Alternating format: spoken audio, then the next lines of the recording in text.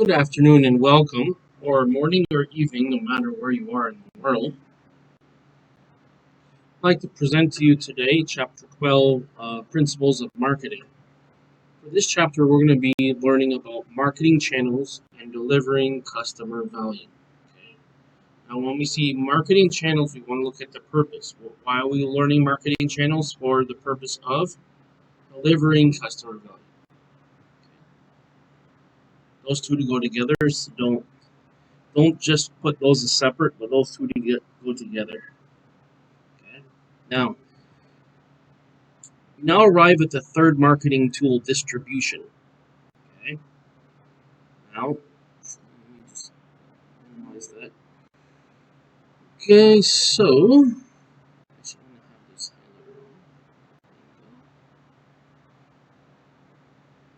third marketing tool, distribution. Okay. Now, let's double check it's still running. Yes, it is.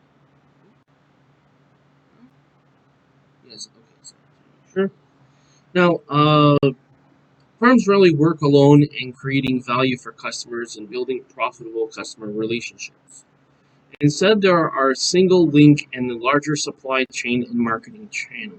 Okay.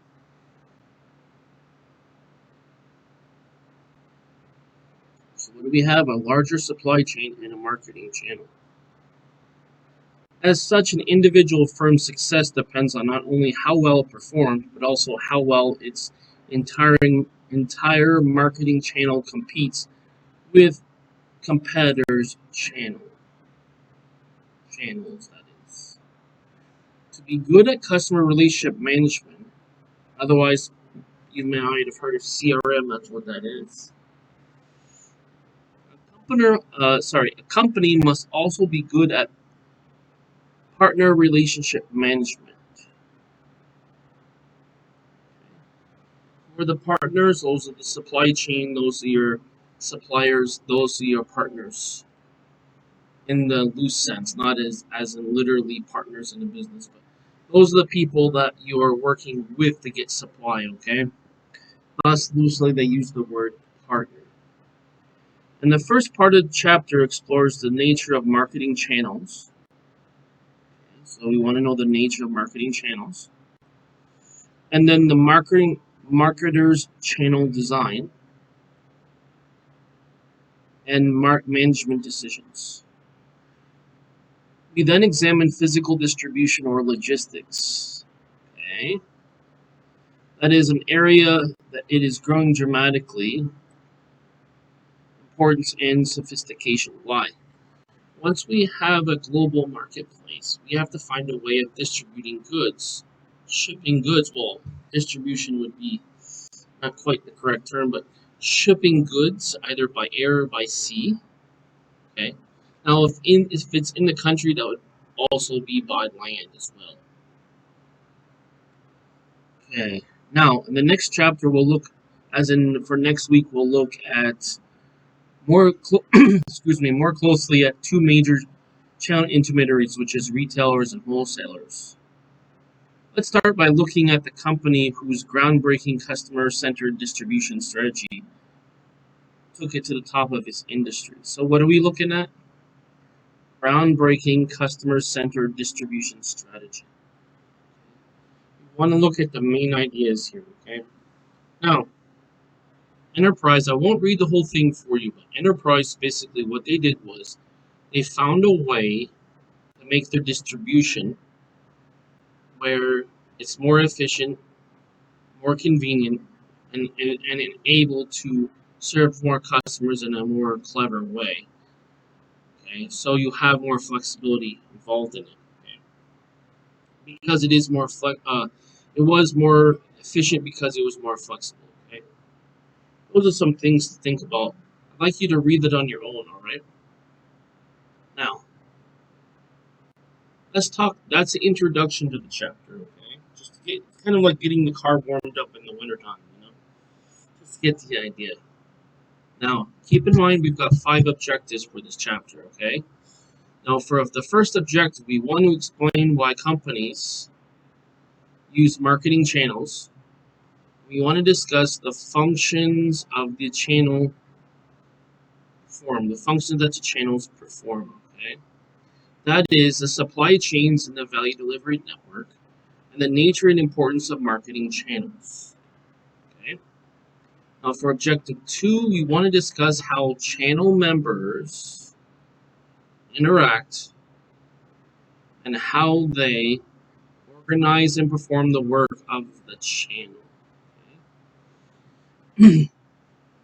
In other words, the channel behavior and organization. All right. Now let's talk about the third objective for this chapter. That's to identify the major channel alternatives open to a company, which is channel design decisions. And for the fourth objective, we want to explain how companies select, motivate, and evaluate channel members, which is channel management decisions. And for the fifth objective, we want to discuss the nature and importance of marketing logistics in the integrated supply chain and management. That is, the marketing logistics and supply chain management. Keep these objectives in mind. See, the idea with learning, if I can keep it on this page, the idea with learning isn't just to memorize things, but it's to understand the nature of things first. Yes, we need to remember some things, but it's not good enough just to know something, but you need to understand something. So I will give the definition of things, and I'll give the application of things. Why? When you combine the application with the knowledge of something, then you get the understanding of how it works. Once you have the understanding, then you can apply it in different ways and then build on top of that. So as I've said before, this is very foundational, which is we take the basic knowledge and we add on top of it, okay? Now, with that in mind, let's continue with this. Now, before I start the lesson, I forgot to mention this to you. I want to let you know this lesson is for review, which is I'm going to review the chapter and add anything to it as I see fit. It is for educational purposes to educate people about marketing, and also informational, as in get the information as of the time of publishing. I want to let you know that I'm not trying to take credit for the intellectual property. The credit for the intellectual property goes to the publisher, which is Kotler and Armstrong. Okay, just want to make that clear because I'm not trying to take intellectual credit I don't want to take intellectual property from somebody and claim it for myself. All I'm doing is just reiterating what was already there, just to educate people. I want people to be educated on this. Okay, just like if you take a course, right? Professor doesn't say, "Well, I'm the one that wrote this. I didn't write this. I'm just regurgitating. I'm just reiterating. Just communicating the information for the benefit of the viewer." I can tell you when I first started marketing, it opened my eyes in a major way. So I'm hoping that either this will be a refresher for people or this will open your eyes to how you can integrate marketing, use marketing in your business, okay? Or a future business. But the main thing is to get to understand the marketing for your benefit, okay? Now, this is chapter 12, so I do recommend you're more than welcome to continue with this video and watch the rest of this, okay? But I also recommend that you go through all the 11 chapters so you can understand how the concepts are building on top of each other and how they're applied in the overall concept of what we're doing with marketing, okay? Now, specifically as it relates to this chapter, we're talking about marketing channels, you see that? And delivering customer value, okay? Now, let's talk about the details of the first objective. Remember, our first objective is why companies use marketing channels and the functions these channels perform. Remember, it's the supply chains, the value delivery network, which is one part of it. The second part is the nature and importance of marketing channels. Notice how they use the word nature, is so you can understand the importance of the marketing channels. Excuse me. Let me get some water here for 1 second. Just give me 1 second, okay? I'm gonna need some water.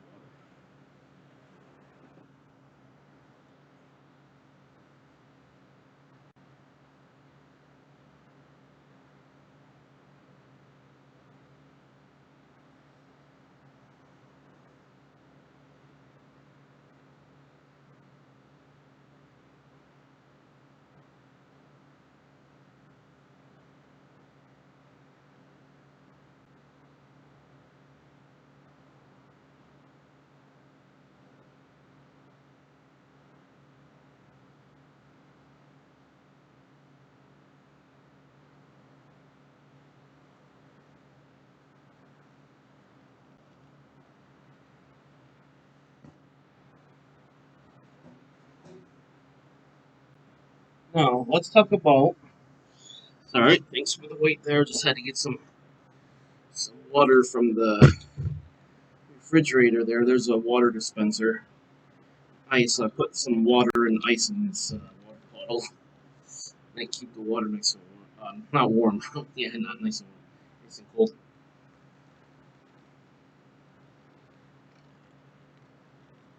Alright, sorry. Need a little bit of water to hydrate the throat there. Alright, let's talk about supply chains in the value delivery network. Okay. Producing a product or service and making it available to buyers requires building relationships not only with customers but also with key suppliers and resellers in the company's supply chain. Okay. First thing we have to understand, what are we doing? We're working with the supply chain. Let's get that straight first because we want to understand what we're working with first.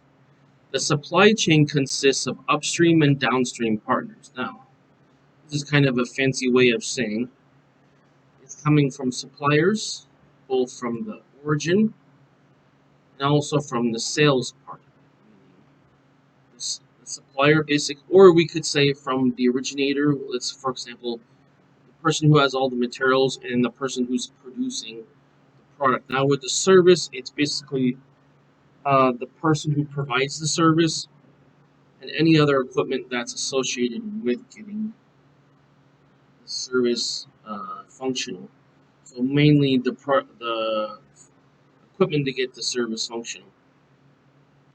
Now, as a definition here, upstream from the company is a set of firms that supply raw materials, components, parts, information, finances, and expertise need to be to create a product or service. That would be upstream. Okay? When you think of upstream, you think going towards something. Now, marketers, however, have traditionally focused on the downstream side of the supply chain. You might ask yourself, what is this downstream? Marketing, okay, this is on the marketing channels for distribution channels. Okay, so first is getting the equipment and expertise. That's upstream. Downstream is, then what we do is, we then supply out as a reseller. We supply out, distribute out, whatever verb you want to use, our product and service. Okay? Those are what they call marketing channels, otherwise known as the distribution channel. You can use both terms interchangeably depending on the context of what you're doing and where you're in what part of the value delivery network. The reason why they call it network is because they're all connected in the supply chain.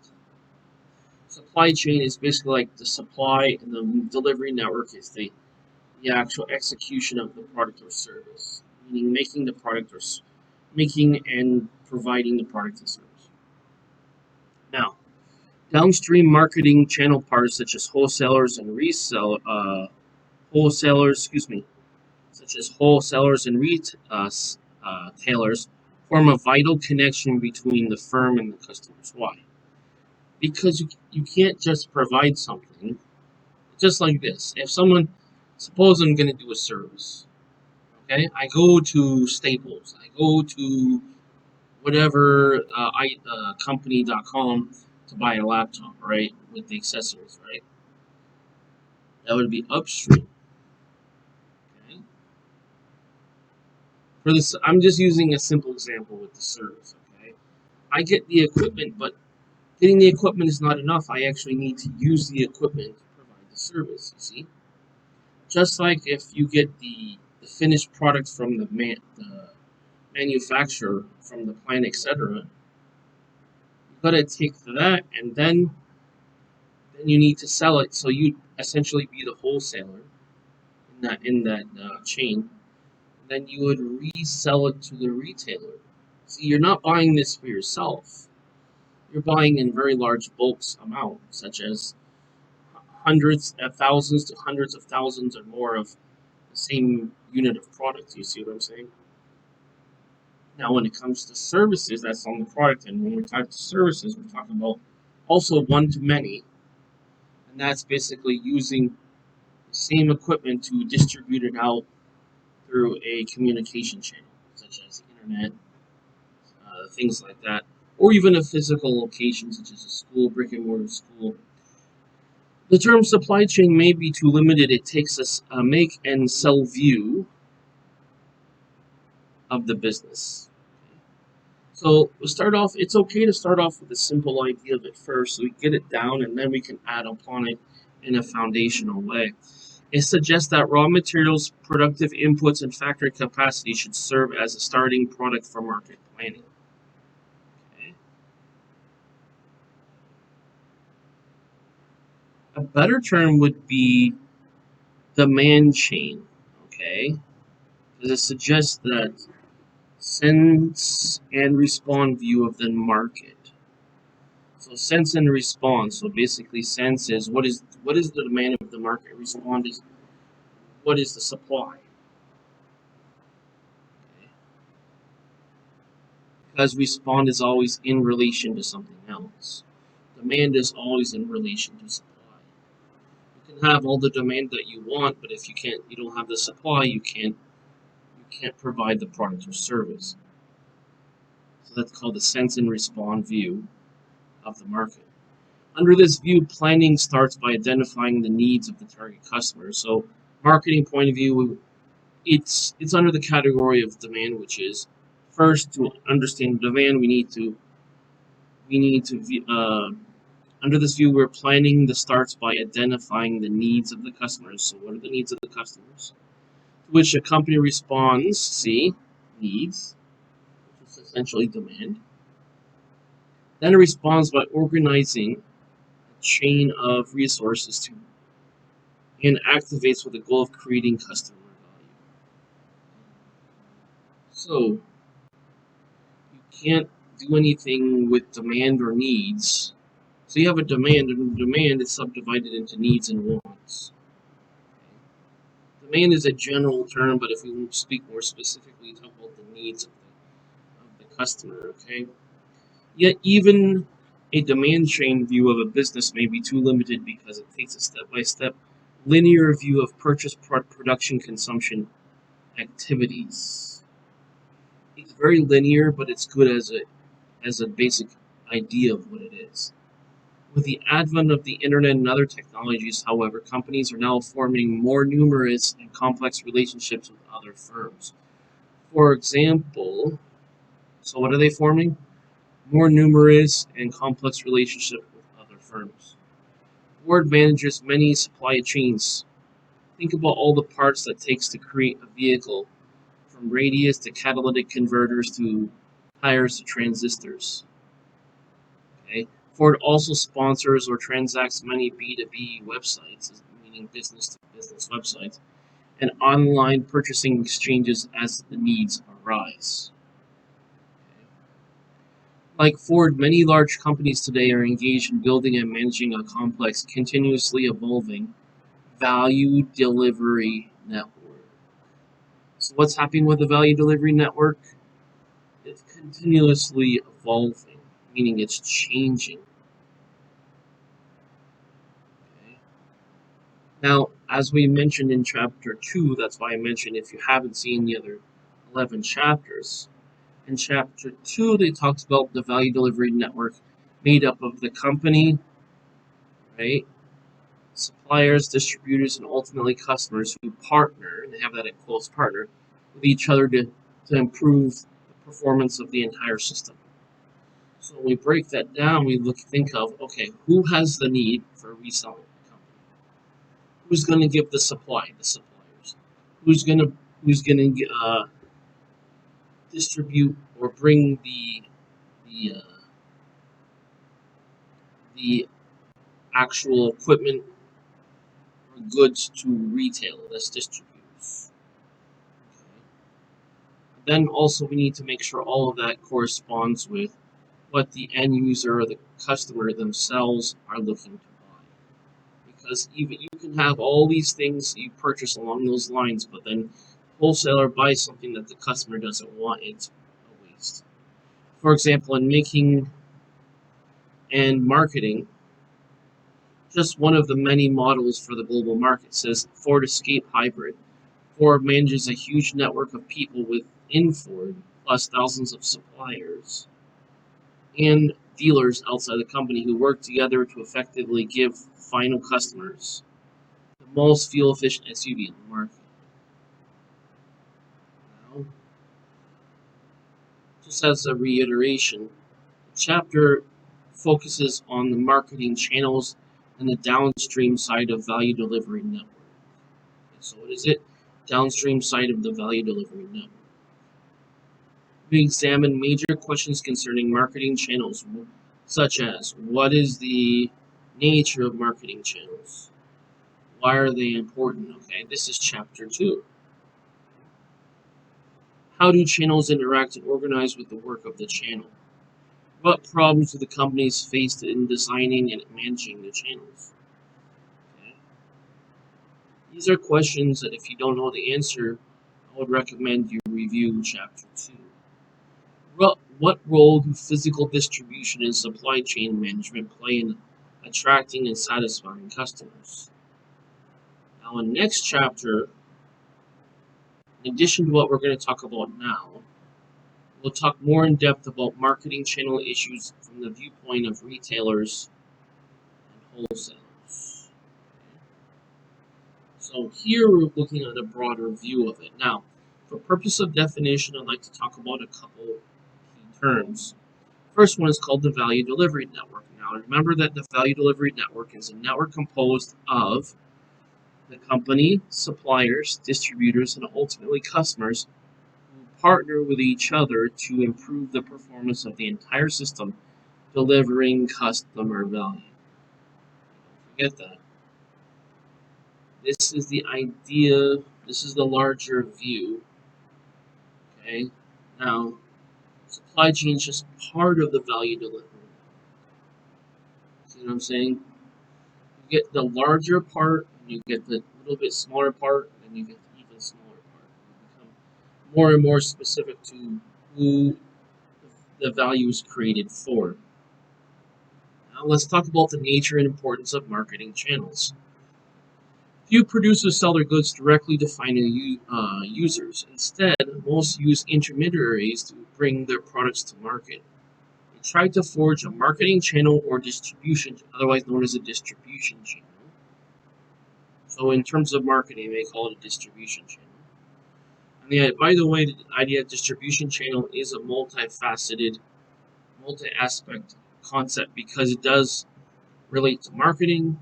It also relates to supply chain management. Okay? And it also relates to strategic business management from different angles, but it's, as they say, all roads lead to Rome, right? That's the idea. Remember that with a distribution channel, it's a set of independent organizations that make a product or service available for use or consumption by the consumer or business user. This is the more general, broad definition to understand it. So want to start with the general broad definition to get the overall understanding first.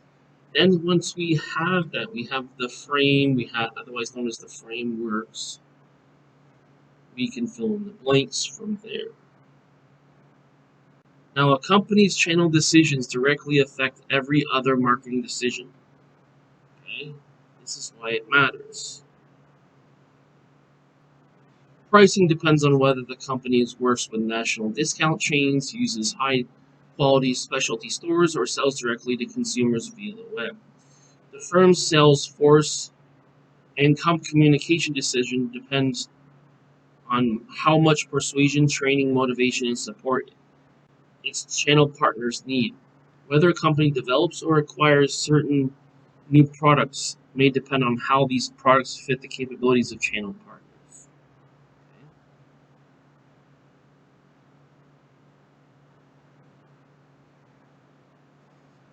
For example, Kodak initially sold its Easy Share printers only in Best Buy stores because of the retail's on-the-floor sales staff and their ability to educate buyers on the economics of paying a higher initial printer price but lower long-term ink costs. So it depends on what you can afford to do. If we're talking about initial capital, initial cost, it depends on what you can afford to do. But if you can afford to, you need to look more long-term and see that when you look at your spending habits,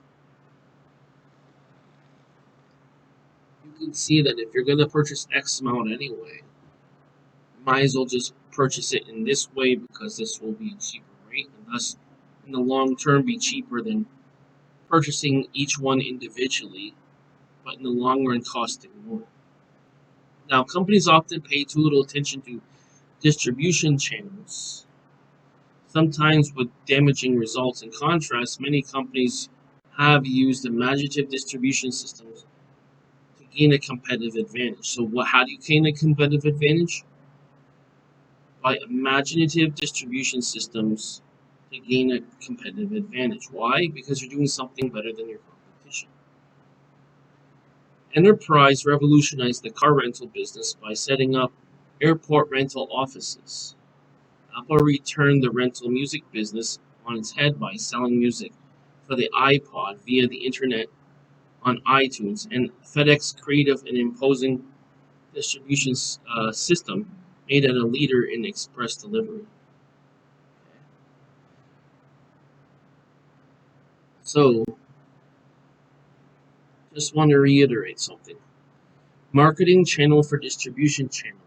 Remember that it's a set of independent organizations to help make a product or service available for use or consumption by the consumer or business user. Forget that. Distribution channel decisions often involve long-term commitments to other firms. This is important. As simple as that idea sounds, is something that you need to never forget.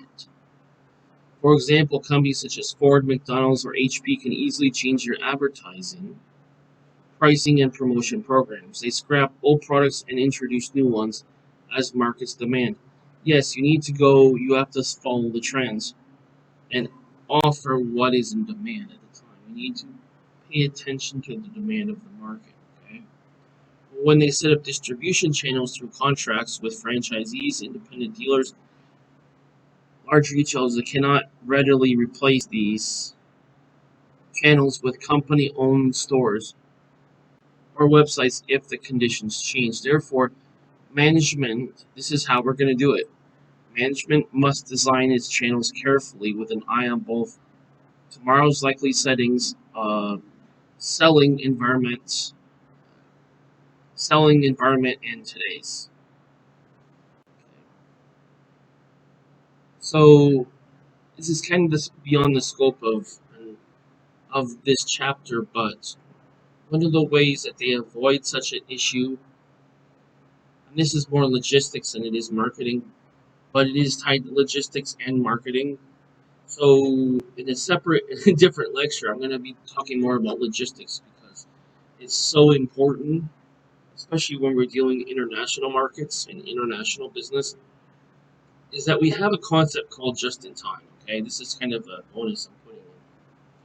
What it does is it's a warehousing system of logistics. So logistics is a general idea, and then you have different subsets of logistics. So warehousing, basically what it does is it has a system in which it only carries a certain supply on hand for ready shipped out purchases. So the idea is you don't just hoard supply and then say, okay, well, just in case somebody orders something, I'll ship it out. No, what they do is they're more efficient with it, and they only hold on hand what they're gonna immediately ship out by a certain time that they're gonna manage. Okay? So that's where your marketing and your logistics and your partners can work together. I don't want to go too deep on that, but that's basically one efficient way where the logistics department or your partners for distribution from you as a wholesaler or reseller to the retailer can work together on at least delivery of goods, at the very least. And then from there, depending on if you really want to streamline the process, what you do is you have another company who distributes it out. Uh, there's another service as well. It's quite the time saving activity. It costs a little bit, but if you have large orders, you're going to want to go through distribution channels for sure.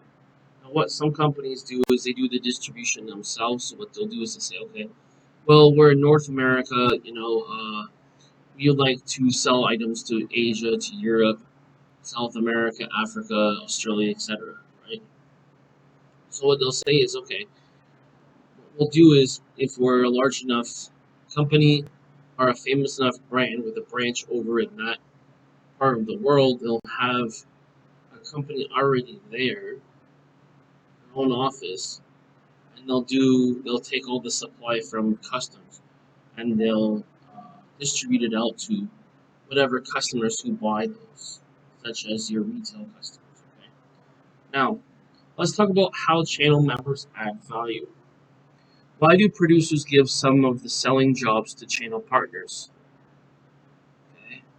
Now, after all, doing so means giving up some control over how and whom they sell their products. Producers use intermediaries because they create greater efficiencies in making goods available to target markets. Okay. Now, through their contacts, experiences, specialization, and scale of operation, intermediaries usually offer their firm more than just what it can achieve on its own. That's the need for intermediary in the first place. Now, I will show you later, there will be a figure that shows how using intermediaries can provide economies.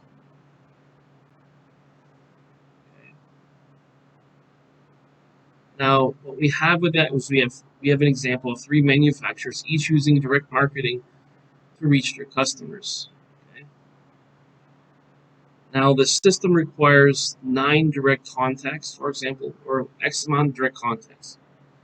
Then what we do is we show that the manufacturers working through one distributor and which contacts the three customers. Okay. So that's what the distributors do, is they distribute out the product, literally as the word implies. That's what they do. The system requires only 6 contacts. In this way, intermediaries reduce the amount of work that must be done by both producers and consumers. Now, if you're a wholesaler who sells to retailers, and you have very large orders, and you have large amounts every day coming in, you're gonna definitely need to use a distribution channel, which what they're talking about now. From the economic system's point of view, the role of marketing intermediaries is to transform. Now, here's the purpose. This is the role of marketing intermediaries. Transform the assortments of products made by producers into the assortments wanted by consumers. All right, now producers make narrow assortments of products in large quantities, but consumers want broad assortments of products in small quantities. Okay, so who wants the broad and who wants the small? Well, the wholesaler wants the broad. The retailer sells small to each consumer. Okay? The overall supply on hand is large, their actual transaction is small. Okay. Marketing channel members buy large quantities, as I said before, from many producers and break them down into smaller quantities and broader assortments desired by consumers. So what happens is the distributor sends it to the retailer. Retailer then makes many transactions of small quantities. For example, Unilever makes millions of bars of Lever 2000 hand soap each week, but they want to buy only a few bars at a time. Consumers do. Right? Because what's the consumer's demand? Now, if you're buying, let's say, Costco, you might buy more because that's like a wholesale, like buyer's market type thing from the consumer's point of view. Because when they buy, well, not even wholesale, it'll be bulk. Um, so instead of buying one, you can buy like 10, 20, something like that, even 5. And it's all based upon getting a better deal per unit of product. Okay, so let's say it's 10. Obviously, 5 or 10 cost more than one in total, but the rate per each one is less. Therefore, if you consider over a period of time and that year, you're actually going to save money, and that's the idea. For example, okay, so we talked about Unilever. All right. In making products and services available to consumers, channel members add value by bridging the major time, place, and possession. Oops, sorry, here we go. Gaps to separate goods and services from those who use them. Members of marketing channels perform many key functions. Some help complete transactions. So, okay, some of them are going to complete transactions, such as information, which is gathering and distributing marketing, research, and intelligence information, while actors and forces in the marketing environment needed for planning and adding exchange. Second one is promotion, that's developing and spreading persuasive communication about an offer. Contact, of course, you know what this one is. It's finding the communication with prospective buyers. Then matching is shaping and fitting the offer to the buyer's needs. And don't forget with information, it's gathering and distributing marketing research and intelligence formats about actors and forces in the marketing environment. Now, if we look at the actual diagram itself, we look at what the logical flow is, we can see how this works. So, what we want to do is we want to know how adding a distributor reduces the number of channel transactions. Okay, I'm going to sum it up for you, and then I'm going to visually show you. If you think about this logically, right, it'll become obvious. Just like this, I have a certain amount of supply. Let's say it's 100,000 items, right? If I have one distributor, how much does he have to distribute out? 100,000, right? Suppose I have, for example, 5 distributors, 4 distributors, 3 distributors, right? That means each distributor doesn't have to distribute as much. And that means the job that is done between the distributor and the retailer is much easier because there's less that has to be distributed. You see what I'm saying? It's just like if you carry books, right? Well, if you carry one book, it's easy, but if you carry 5 books, 4 books, even 3 books, it's not as easy, right? Same idea. A very simplified explanation, but that's basically what it is. So what we're doing is we've got a couple ways of looking at this. Now, we start from the supply chain, and we start from the customer, the manufacturer, and goes to the customer. In between the manufacturer, we have this wholesaler, meaning who's the manufacturer selling to. So in between the manufacturer and the customer, we have the distributor. Now, sometimes the wholesaler is the distributor, and sometimes, right? Now, by the way, the manufacturer can also be the wholesaler. Depends on who's on the supply chain. But to put it very simply, let's consolidate this to make it simpler. To go from the manufacturer to the customer, right? We need something in between. We need something in between that brings us there, right? That's kind of like if you connect, like for example, your computer to a router, right? You need a cable, right? That cable is like the distributor that brings it, that sends that information over. Okay? That would be like, well, technically that would be the whole. Uh, that would be a distributor, and then of course before that, that would be the wholesaler slash manufacturer would be the router if you're using the analogy. So when we look at it, we need to look at how many contacts are created. We have 3 manufacturers versus 3 customers. Okay. So it's basically 3 to the third. It's 27. Right? But the thing is, if we think about how many manufacturers we have, how many customers, that's one way of looking at it. But to simplify the process, because in manufacturing there can be 27 different combinations with 3 manufacturers to 3 customers. So that's 27. With the manufacturer, now we have manufacturer right in between. Instead of having to do this 27 different ways, okay, we have a distributor that takes all 3 manufacturers and send it to all 3 customers all at once. So that's much simpler, much easier. So there's 3 manufacturers selling to 3 customers. Suppose manufacturers 1 sells to customer 4, manufacturer 2 sells to customer 5, and manufacturer 5 sells to customer, well, sends the supply to customer 6 by way of what? The distributor. See why the distributor is needed? It's a lot easier to do it through a distributor than just trying to do it directly, especially if there's a geographical limitation. So technically, in between, there's more steps that's not mentioned. So, for example, first of all, we have to use logistics between the manufacturer and the distributor to get it to the other country, right? But from customs to the customer, that's where we use a distributor.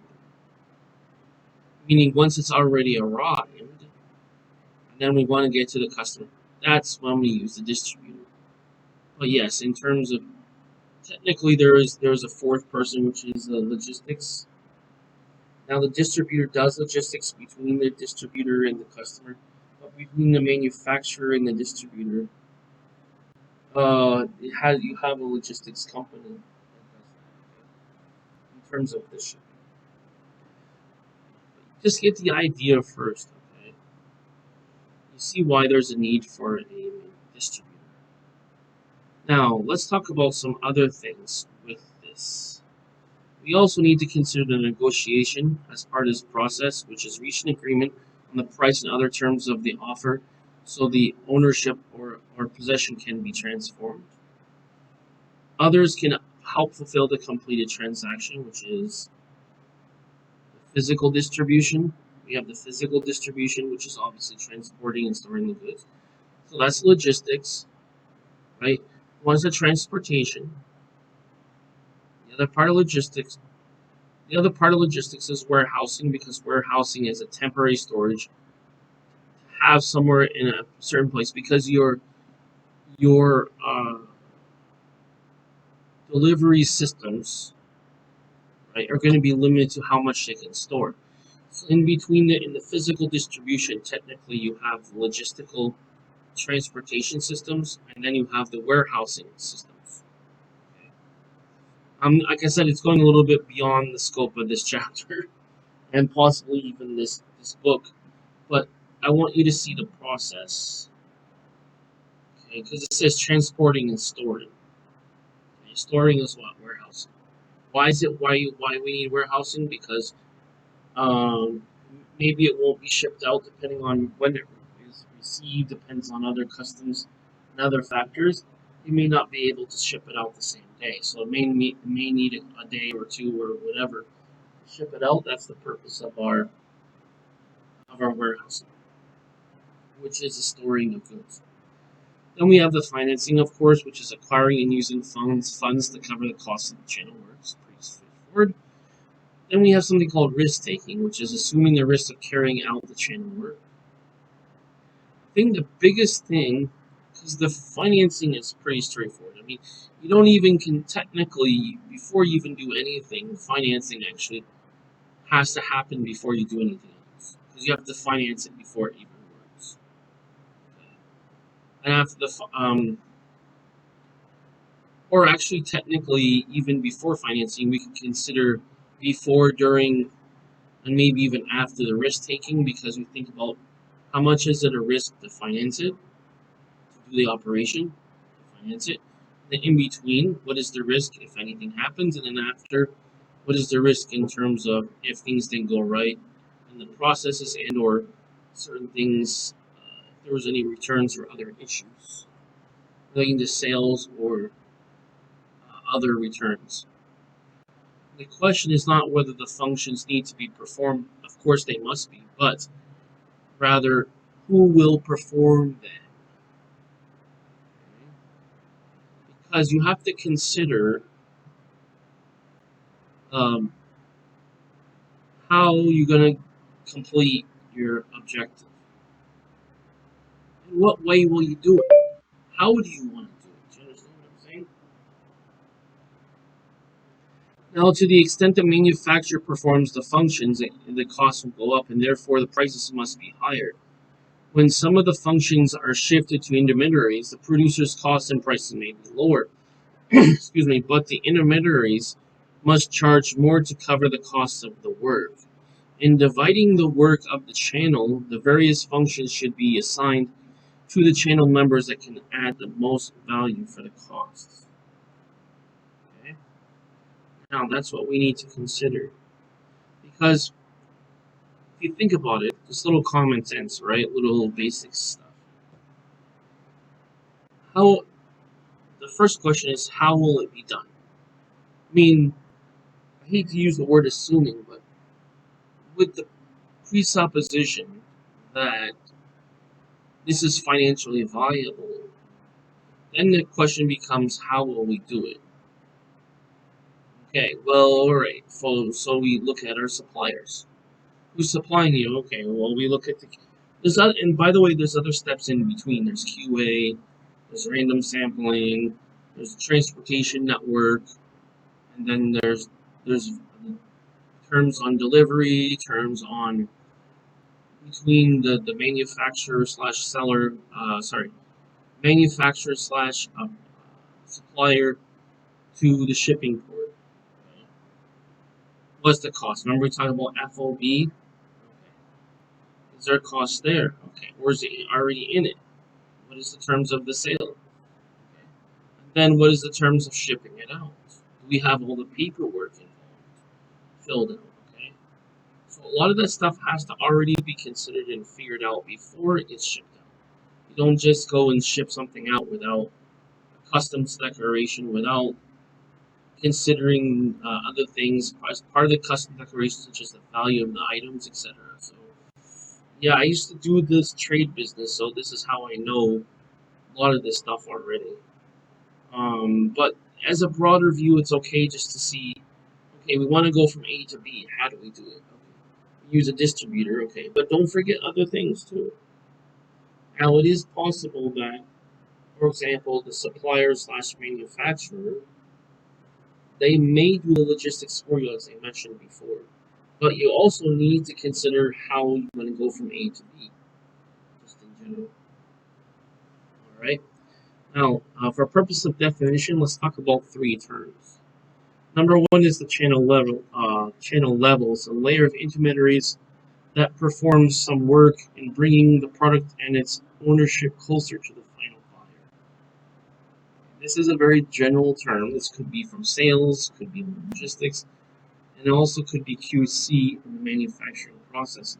Technically, if you really want to really look into this, before it gets shipped out, also you need, if you're going to be careful, you need to do a random sampling of X amount that you have. And the idea is that the acceptable level of defects is 2 to 3%, which is part of project management. A lot of these intersect, as I told you. Remember they talk about partners? Okay, these are other aspects that all work together on the value delivery network. Okay? Now, let's. The second one is the direct marketing channel. That's a marketing channel that has no intermediary levels. That's only internal. Internal to the company. Doesn't go external for any logistics. That's your direct marketing channel. Now, your indirect marketing channel is a channel containing one or more of the intermediary levels. Now, let's refer back to the channel. That refers back to the channel level. That's your intermediaries that perform some work in bringing the product and its ownership closer to the final buyer. Who's the final buyer? Well, depends on how you look at it. Is the final buyer the retailer? Or is the final buyer, for example, the wholesaler? Is the wholesaler going to do the retailer's job? Or is, for example, the wholesaler not going to pick up, is not going to do the work of the distribution, but he's going to hire a distribution channel. In other words, it's going to be shipped to there. They have agreements where it's going to be shipped to there. And then the distributor is going to pick it up and then deliver it to the retailers. Now, the retailers, before this happens, also, you need to have that set up with your retailers where they're buying X amount of supply. Now, technically, if you wanted to, you could skip that and just go directly to warehousing. But it's going to cost money to have a warehouse for many reasons. One, we'll need the space. Number two, we're going to need the employees. Number three, we'll need some other kind of insurance or whatever on the items. Number four, we're going to need the technology and equipment to monitor and track where the stuff is and how it's organized.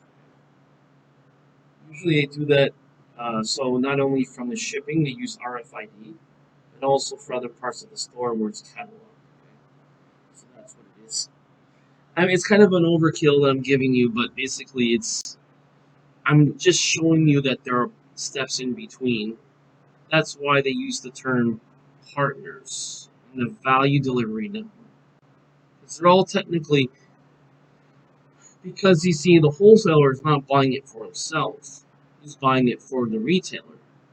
But the retailer is only going to buy it if it's something that he can sell. See, but then the wholesaler has to make sure that the supplier slash or the manufacturers, a lot of times that are one and the same, are providing up to the quality and the features that are required by the customer.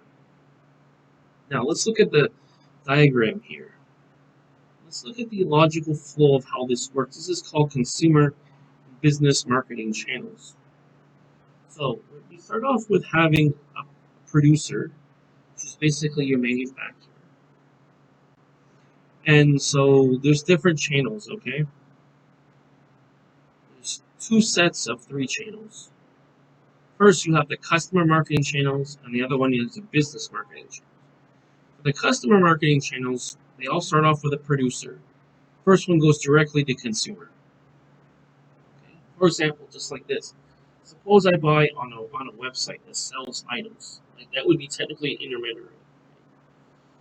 Technically in between, unless the producer has his own website and stuff, or are already relations with the consumer, technically you're going to go through an intermediary such as like a website that sells. So technically, there's other, as I said, there's other steps in between. It just doesn't magically appear. So basically, you're basically so in between. You see, you have this line in between. Technically, there's sub steps here. From the producer, which is usually the manufacturer, he sends it directly to the consumer. Okay. Now the next one that's channel one. For channel two, we have producer to retailer. So the first case is basically like I buy directly from the company. Okay? Direct sales is channel one. See that? Number two, you in between the producer and the consumer, we have the retailer, because who's selling to the consumer? The retailer. Where does the retailer get their supply from? The producer. See that? Now, this is simpler and getting more complex. The more steps in between is more complex. We go to channel number 3. We've got producer, we've got wholesaler, retailer, and consumer. Now let me explain how this works, because this does get a little bit more complex. So in the first model, we're just buying, the consumer's buying directly from the producer. Second model, producer is sending to the retailer directly, and then the retailer is selling to the consumer. Now, in the third case, where the customer marketing channel, we have by the way, the usual process. Okay, so for example, technically, like I said in the first case, technically we have an intermediary, where we have a website and then there's a logistics system where they have to transport it over. That's basically, technically, when those arrows from producer to between the producer and consumer, if you don't have any steps in between, that's all logistics / some warehousing or whatever. Second one is the same idea between producer and retailer, is logistics. On retailer, it's a brick and mortar or a website that's shipped out within the same, let's say the same country. It doesn't have to be the same country, but if it goes to another country, now we're recycled from channel 1 back to channel 2 again. Told you it's a little bit complex. Now, channel 3 is a normal way when we do things. Alright, very simple. Suppose there's a demand from people in an economy to buy something. Okay? See, what we need to do is we need to do this backwards, not forwards. See, normally when we have multiple steps in between, we need to see it from consumer's point of view. Well, technically always from consumer's point of view, but we start with demand first. Then the retailer sees their demand from customer. Retailer will get his items from the wholesaler. Wholesaler will buy his items from the producer. The reason why the retailer doesn't just immediately buy from the producer is because the wholesaler, he might not buy the full amount that the producer is willing to. For example, he doesn't sell only, for example, 100 pieces, unless it's like a sample size. He does thousands to millions. See, so producer's not willing to immediately sell directly to a retailer unless it's at the wholesaler amount. Okay? Retailer doesn't do the wholesaler amount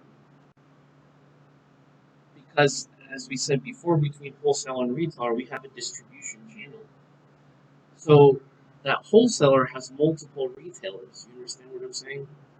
So what happens is the retailer can't buy the supply that the producer produces to sell out at one order at a time. Okay? Because each order can't be small; it has to be large to be worth the time that they put in for it. Okay? So the wholesaler is willing to buy at the quantity the producer wants to sell it for. It's just that the wholesaler will have usually have multiple retailers that sell it. Okay? Because, for example, suppose he has 100,000 pieces, right? Is he going to sell 100,000 pieces just to the retailer? No. He'll sell them maybe 10,000 or 20,000 or even 1,000. And then he'll have to divide the quantity by how many retailers. Let's say on average, not everybody has the same demand. Yeah, that's the general idea. Okay, so that's on the customer end. So basically, we want to subdivide this into customer and business. On the business end, we have the same sort of idea, except on the business end, we go from producer to business customer. So Basically, the first one's like business, it's B2C, is customer marketing channel. The other one's like B2B, so because that's the business marketing channel. So basically, what we do is we start with the producer first, and then goes to the business customer. Just like we have, just as producer is to consumer, it's the same thing. It just changed the name. The process is the same, just changed the name. It's just a different person buying. That's all. But it's the same process. From producer to business customer, and that's for channel 1 and business marketing channels. But for channel 2, I'm going to highlight as we completed. We have producer to the distributor to the customer. Okay, that's another way. Why is that different? Because we're cutting out the wholesale. So it's like on the other end, we cut out the wholesaler with the retailer because we're selling directly to customer. It's retailer. For business, we want to our model as a business is to be a distributor to sell to our customers. The idea with the business end is we're cutting out one of the layers because that will get us a cheaper price. Because each part on the supply chain has to have a markup, right? That's our channel 2. These are 3 types. If you want to look at. For the third one, basically, what we're doing is we have the producer. So we're always going from producer to business customer. Okay, it's always, this is like step 1, 2, 3, 4. It's always from A to B, but in between we have 2 middle steps. So in the next one, we have a manufacturer representative for sales branch. Right?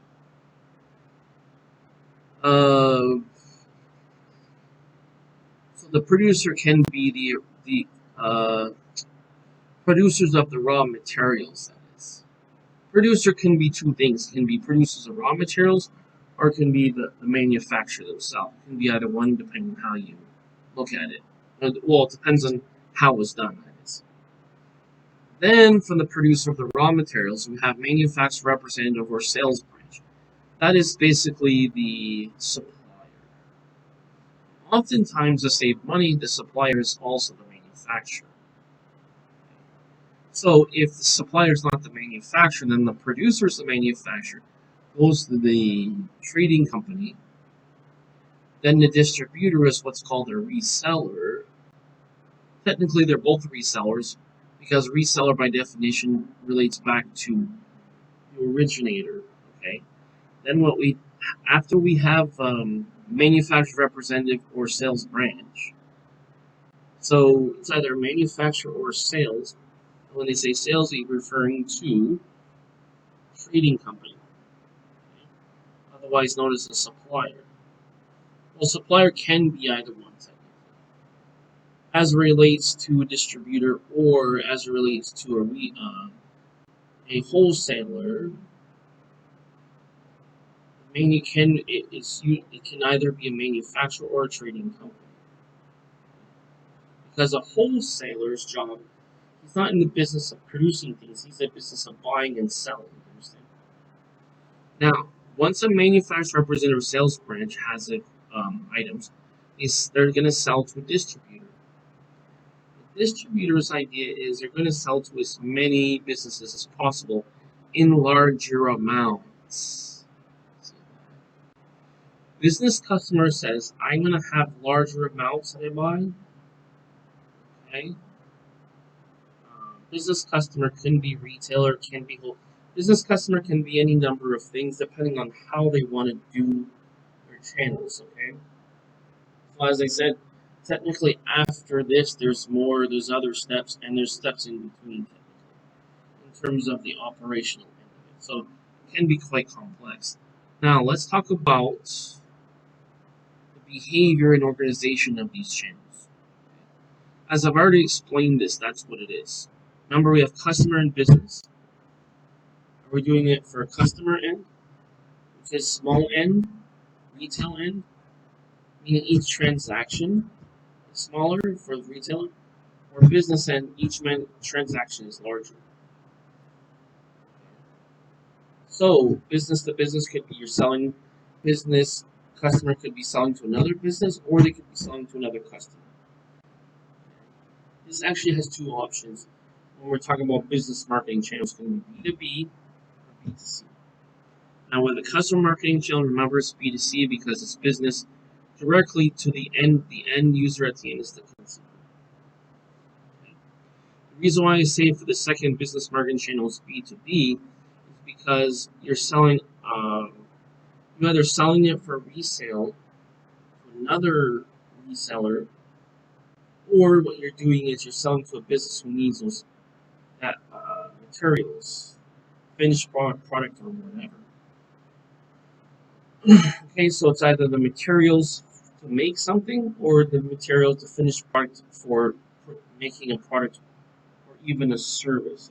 Okay, so selling a product or for selling to another business for them to make a service.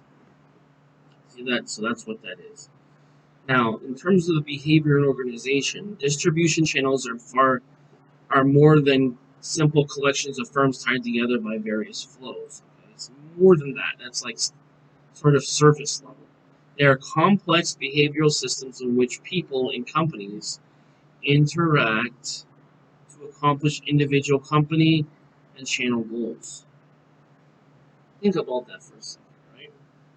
Each channel has their own purpose for why they're doing what they're doing. Meaning, what's the function of the wholesaler? What's the function of the retailer? What's the function of the manufacturer? What's the or slash producer, and or the so when we have B2C, what the functions in between B2B, what's the function? Meaning, what is the purpose of their business? What do they? What's their business model? What do they do? You understand? Some channel systems consist of only informal interactions among loosely organized firms. Others consist of formal interactions guided by strong organizational structures. That's what it is. See what it is? Formal interactions guided by strong organizational structures. Moreover, channel systems do not stand still. New types of intermediaries emerge. Over time, that's what happens. Whole new channel systems evolve. Okay, so as the demand and the needs of the demand change, the intermediaries may need to change with the demand, depending on whether they're supplying is or the service they're doing is sufficient for what the demand is. Now let's talk about channel behavior. So we have channel behavior and we have organization. So we look at that generally for the channel. What's the channel doing and what's the organization doing? In terms of channel behavior, it's a marketing channel consists of firms that have partnered for the common good. It's like a partnership for everybody as a win-win. Each channel member depends on the others. It's pretty basic, right? For example, a Ford dealer depends on Ford to design cars to meet customer needs. Now think of it this way, it's just kind of like Apple, right? They make the design for the phone, but they don't make the parts for the phone. Do you understand? Okay. They design the specifications and the overall design in terms of functionality and look and feel of the phone. What they do is they have their channel partners that actually provide all the. So you have one of them that provides all of the parts of the phone, and you have the manufacturer who's contracted out to manufacture it. Okay? Because you see, their expertise is not in manufacturing, and their expertise is not doing, I believe it's called applied material science, something of that sort, where you take the raw materials and you convert it over to a finished good. You understand what I'm saying? So it's basically your raw materials to a good. Manufacturing takes all the finished goods and basically assembles them. That's what manufacturing is. The originator, although there is another sub-step. The originator, you can have the originator who's the person who gets the actual raw materials from wherever part of the world it comes from, whether the ground, the water, whatever it is, right? They say, here you go, this is the material. Or you could also have the second step, it's consolidated into one, which is he gets the raw materials, like for example, cobalt, and he forms it into whatever. As the shaper of the originator can play the role of just the supplier of the raw materials, as in mining the raw materials and that part, and or manufacturing the wouldn't even manufacturing technically wouldn't even be the correct term. The shaping of the raw materials. You could use the term manufacturing, but in a different context. I suppose you could use the term manufacturing as in you take the actual product and you assemble it and shape it into a final product. Okay. Because what can happen is the manufacturer can just take the raw materials and then do everything themselves. Such as you have minerals and then you shape them together and you make a final product. So it depends on the product. Now, going forward, each channel member pays a specialized role, or plays, that is, and they also pay as well, of course. Each channel member, that is, plays a specialized role in the channel. Okay, so what is each channel member, which means each member in the supply chain has its own purpose that it does. Each role that it has that does, and the value delivery number. Okay. Now, ideally, the success of individual channel members depends on the overall channel successes. All channel firms must work together. Oops, sorry. All channel firms should work together smoothly. If you want to think of it like a teamwork, but it's kind of like the supply chain is the same idea as like a supply, as in the assembly line. You go from point A, combine with the next one, and then finally we get the final product. So the person who is buying on the end, whether it's the retailer or the wholesaler, has to make sure every other step in between is good, such as the materials are good, the process is good, the QC, we need to check the quality is good, the shipping in terms of going to the right place and the timely, and the protection of the product is good. The financials are good in terms of, and legal aspects in terms of customs and price, any duties is taken care of properly, and then finally distribution to each retail customer. But before the distribution, what we have is the distributor can be the wholesaler, where you can consolidate to two. But basically, before that, you need to have already customers lined up before you do that. Or you can actually store it and then have your own way of selling products and shipping them out locally or within the same country. So there's different ways of doing it, depends on what your needs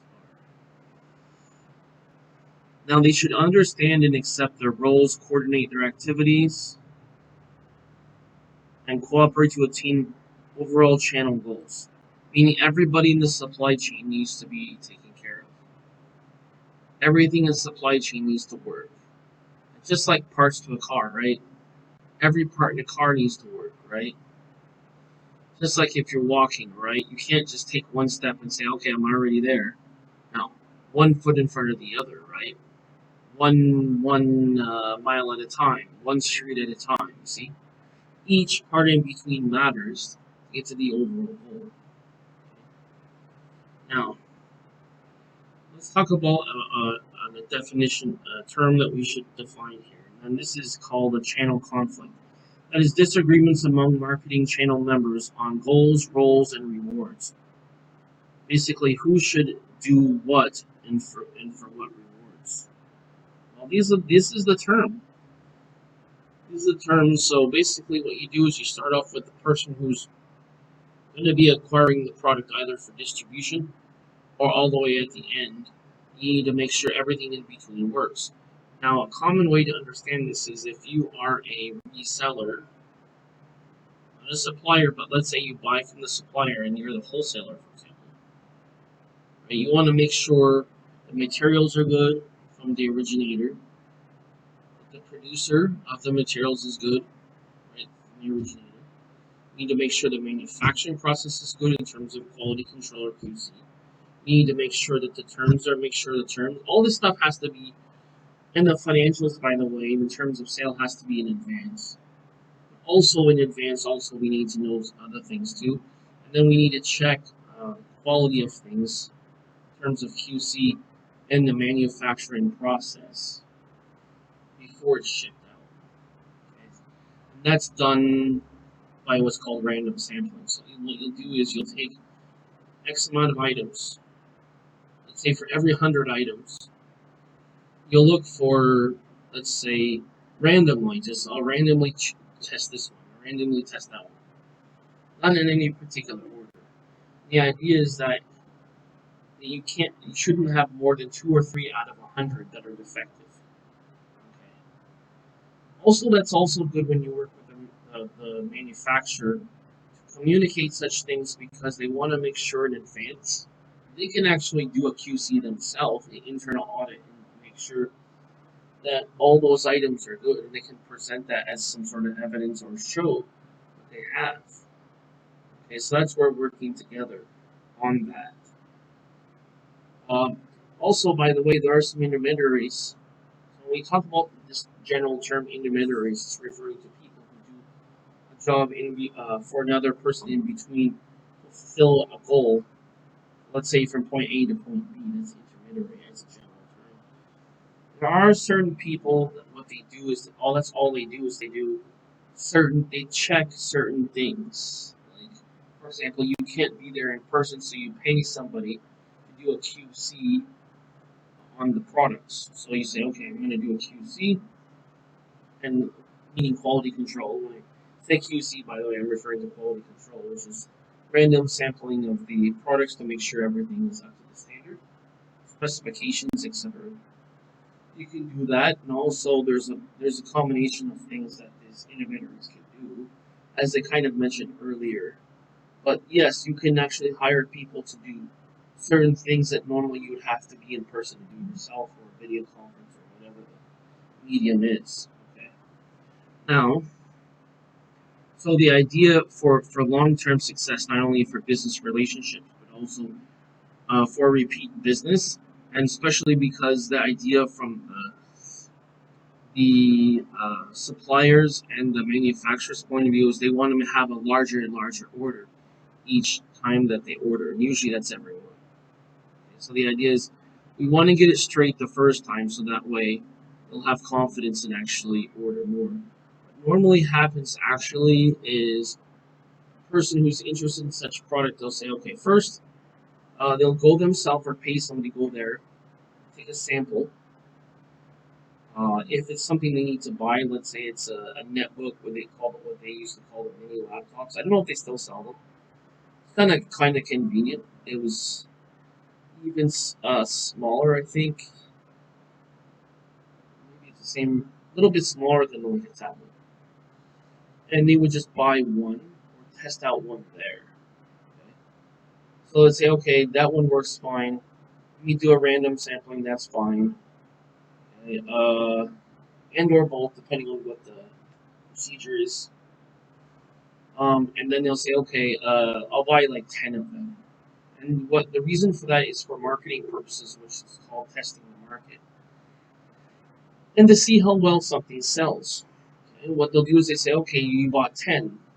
Okay, how well did it sell? Oh, that sold out right away. People loved it. Okay, I'm gonna. Then what they do for marketing purposes is through marketing channels is they find out what the demand would be on their end, on the retail / distributor end, who they are. And they say, okay, well, actually, I found somebody who has a need for 100. Okay, this is one customer. The other guy needs 1,000. The other guy needs 10,000. The other guy needs a few hundred. There you go. So what you do is you add up all of your end customers, add up the total supply, and say, okay, this is actually what I need. What they'll do first month is they'll check to see how well it sells. Pretty, pretty fair, right? I mean, you don't want to get a large order and not be able to sell it. Now, horizontal conflict occurs when among firms at the same level of the channel, okay? Thus, horizontal going sideways. Vertical, of course, means different amounts, just like different levels.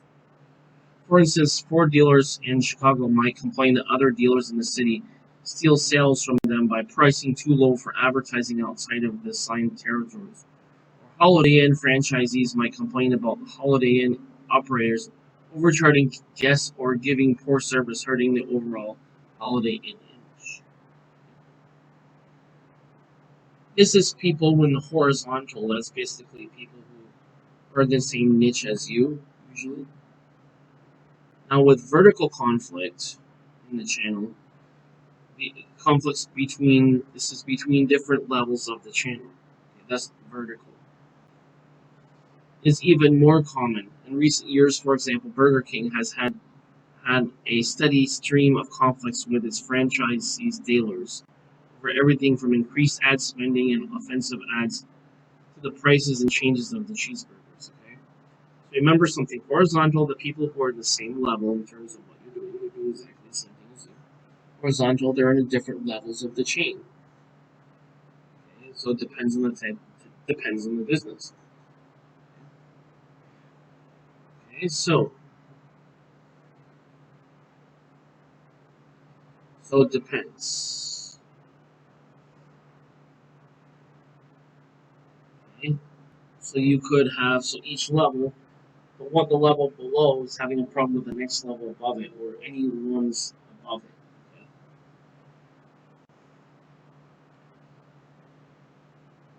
Some conflicts in the channel takes the form of healthy competition. So there's two. There's unhealthy and healthy. Unhealthy is that the channel conflicts that interfere with what they're doing. Some are conflicts in terms of they're both trying to do the same thing. That's the conflict. Such competition can be. Notice how they use the word competition because they're doing the same thing. As I told you, because that's horizontal. Horizontal conflict can be good or could be bad. Vertical is usually bad. Such competition can be good for the channel. Without it, the channel could become passive and non-innovative. Okay. For example, Burger King's conflict with its franchisees might represent normal give and take over the respective rights of the channel partners. Okay. But severe and prolonged conflict can disrupt the channel effectiveness and cause lasting harm to the channel relationships. Burger King should manage the conflict, just for example, Burger King, should manage the channel effect conflict carefully to keep it from going out of hand. That's kind of like anything else, right? You get a headache, right? You feel sick, right? The conflict is like a person who's sick, right? The longer they're sick, the worse it is, right? The longer the conflict, the worse it is, right? Well, for many reasons. I mean, you can imagine, right? Time is money. That's one of the reasons. Now, we have three terms I want to talk about. Okay. Now, as we talked about for as a general term or as a general concept of vertical marketing systems. For this channel as a whole to perform well, a channel number rule must be specified and the channel conflict must be managed. Okay, that is pretty much it. The channel must perform better if, the channel will perform better if it includes a firm agency or mechanism that provides leadership and has power to assign roles and manage conflicts. So it could be something in the vertical chain, for example, between franchisee and franchisor, for example, from Burger King and the franchisee, they, in relation to the example they have, right? Someone in that company handles conflicts, specifically just conflicts with this franchisee. Or it could be a separate company that does that. It could be intermediary, an external intermediary. Technically, we have an internal intermediary and external. Because technically, in the internal, we're doing the same thing, it's just it's internal as opposed to external. Historically, conventional distribution channels have lacked such leadership and power, often resulting in damaging conflict and performance. So this is what we're trying to avoid. One of the biggest channel developments over the years has been the emergence of vertical marketing systems. Now you can kind of see the first of all, we want to know what it is and why is it important. What is it? It's vertical marketing system. Why is it important? Because it's preventing conflicts that will lose money from both ends of the spectrum. Now, there's three terms I want to define here. Number one, it's called conventional distribution channel. Now, if we define it here, we can see that it's a channel consisting of one or more independent producers, wholesalers, and retailers. We have all those in the supply chain. Each separate business seeking to maximize its own profits, even at the expense of profits for the system as a whole. Okay? So the goal is to maximize the profits. Kind of common sense, right? I mean, you already knew that as the purpose of business in the first place. Okay? So maximize profits even at the expense of profits for the system as a whole. Okay, now, so that's the conventional distribution chain. Now, if we're talking about vertical marketing system, which we were talking about earlier, remember that it is a distribution channel structure in which producers, wholesalers, and retailers act as a unified system.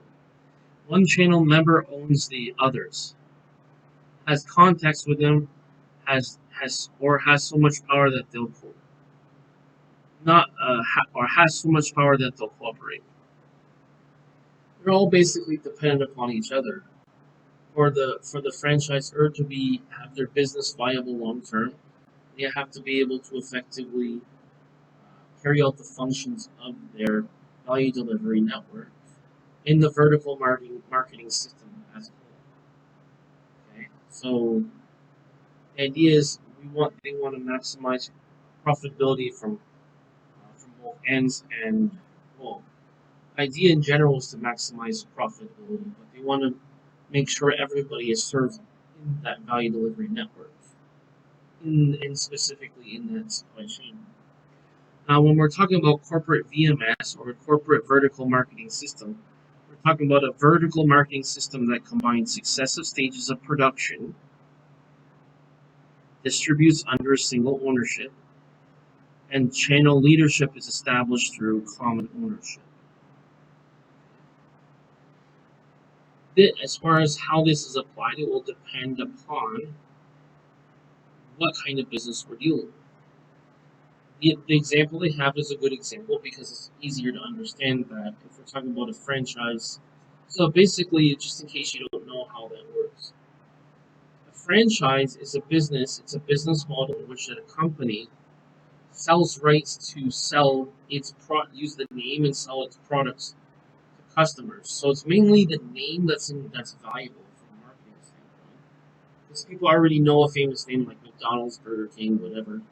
Depending on what region of the U.S. or the world you're in, if you already have name brand recognition, then you don't have to spend all this money and time on building that up. And it's kind of what they call, I wouldn't quite call it a turnkey where you just do it and it automatically works.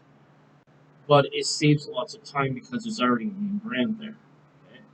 So the idea is they're paying for use of the name, and then in their agreements, normally they're paying for the use of being able to sell their products.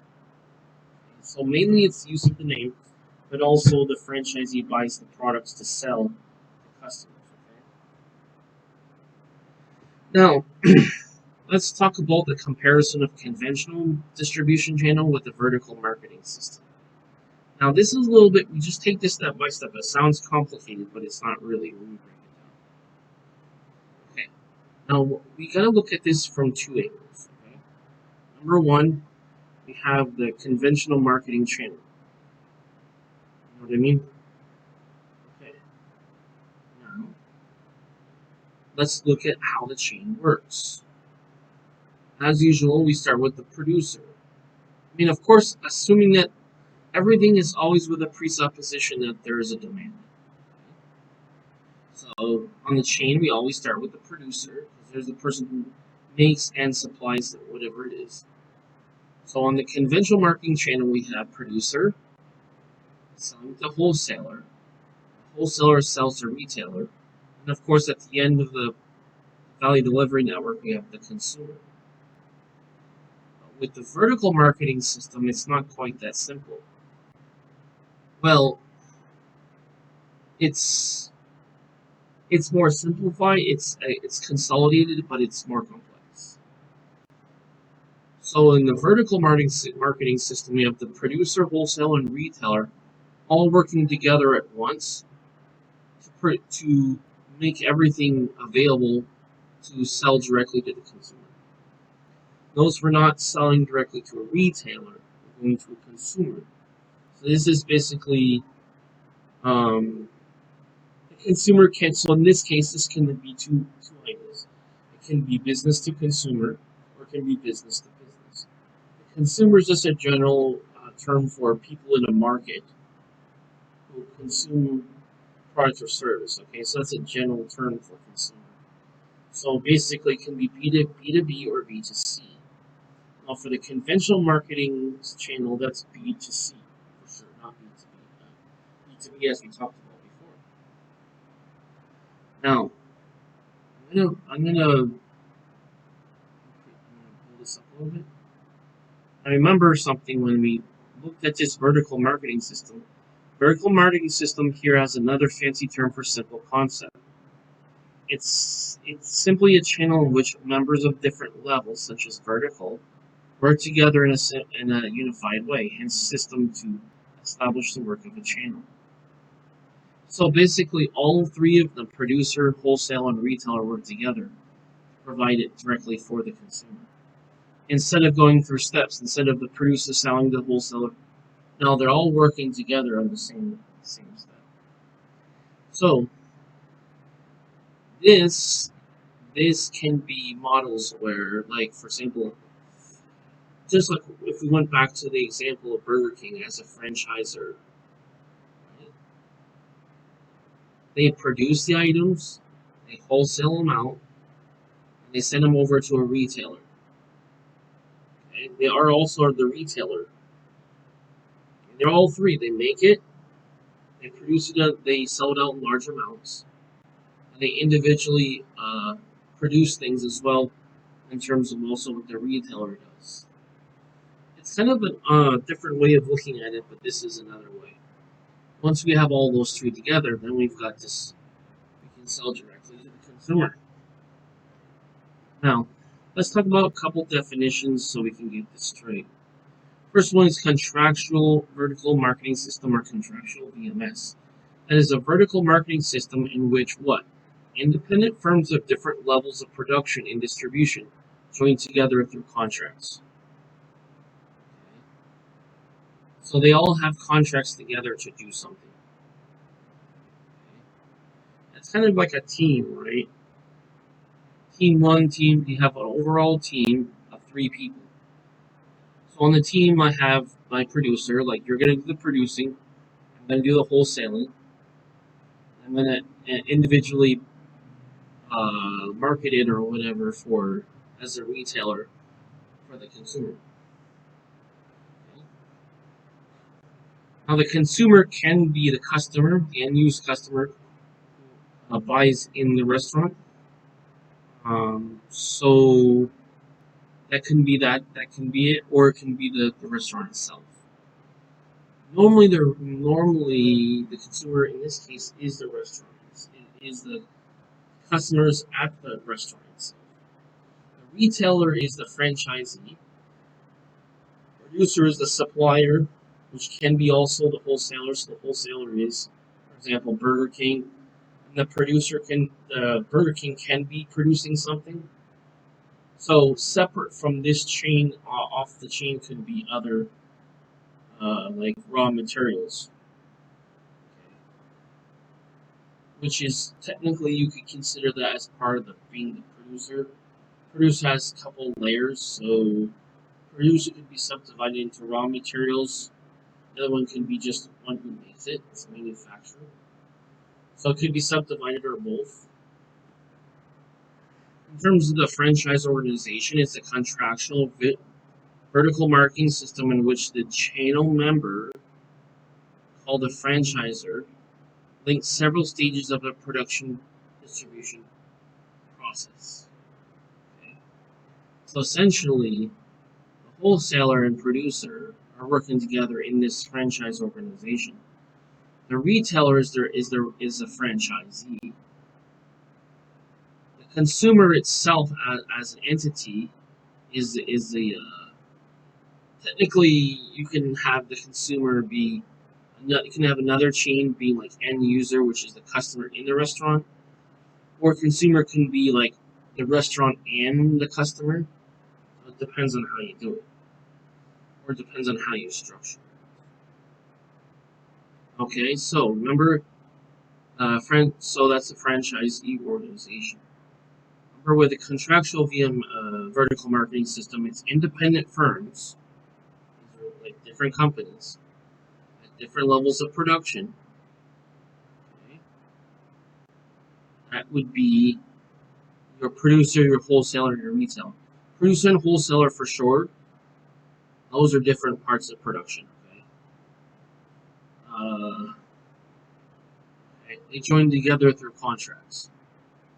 So the producer has a contract with the wholesaler to produce and provide for the wholesaler, right? So that the producer can be a couple subdivided. So it could be the raw materials supplier, and then also the manufacturer slash or the manufacturer, plus also can be the trading company. Technically, you can have 2 or 3 steps in for the producer. These are general categories, but they technically have sub-steps in between. So you can see how it's a little bit sophisticated. Even at the conventional level, vertical is just a different way. This is a different way of looking at it.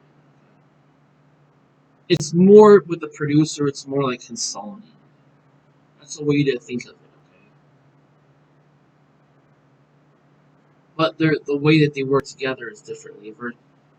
Versus in the vertical way, they don't really work together. It's just more of the vertical relationship is basically I give to you and you give to him, kind of like that. Versus in the vertical marketing system, you have all three of them working as a team, as a contract, as a team. I use the term as a team, uh, as a venture, whatever term you want to use, all working together now to sell to the consumer.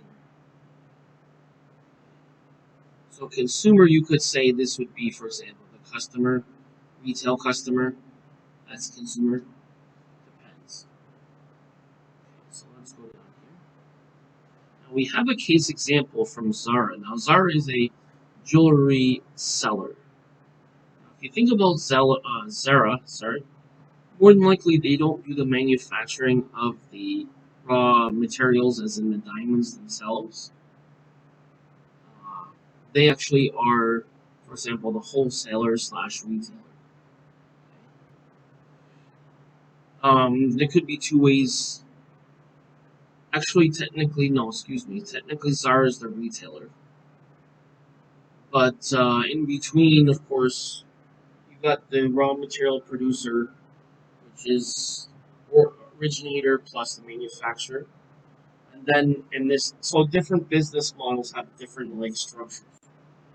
Then what you have in between from the supplier, so supplier is originator and manufacturer, right? And then your so they could have a distributor if they're big enough, or not. How they have a structure. And then also they can have a then the wholesaler distributes this out to different companies. So essentially, Zara is their retailer.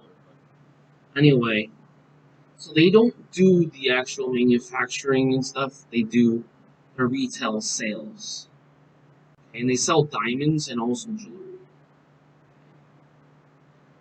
How they distribute it out, how they sell it, how they work with customers to gain their satisfaction, and building the brand is the point of this article. I recommend that you read it. I have already read it, so I'm going to recommend that you read it. So I'll skip that for now. Now, for point of definition, we have three terms we want to understand. Number one is the administered VMS. Remember, that's the vertical marketing system.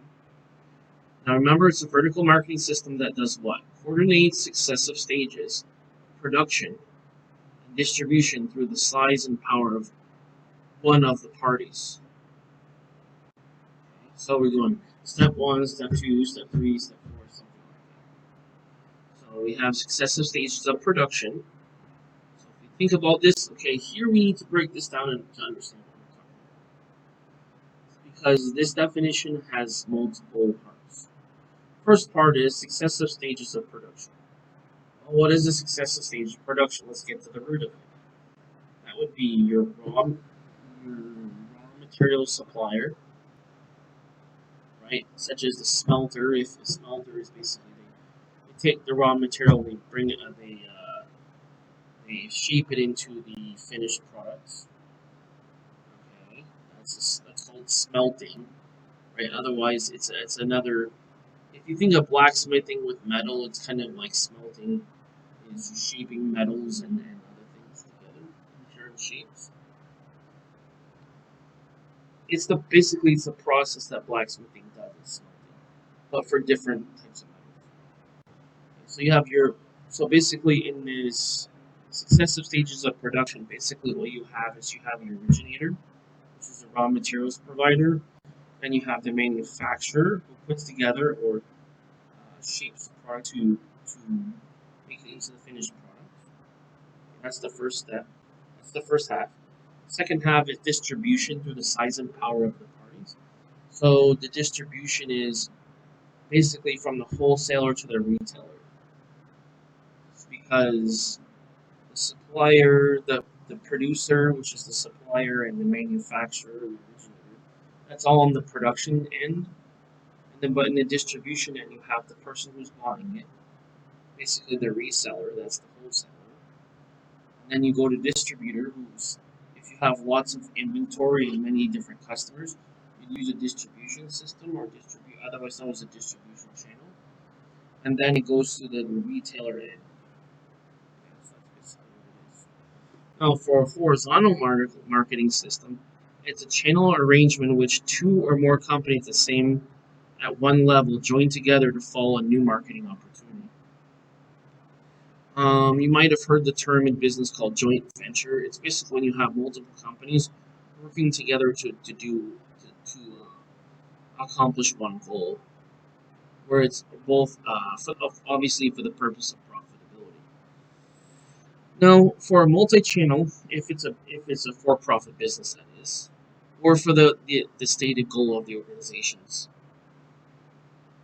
For a multi-channel distribution system, a distribution systems in which a single firm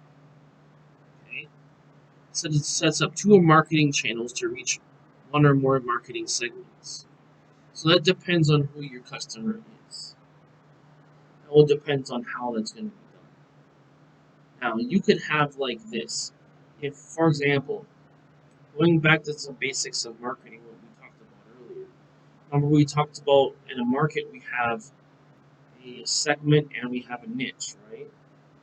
Well, what a company is doing is the first thing it does, besides looking at the industry it wants to be in terms of what products is going to be produced, then we say, okay, what's going to be the positioning in the market? So what they do with this multi-channel is they say, okay, we're going to serve multiple segments.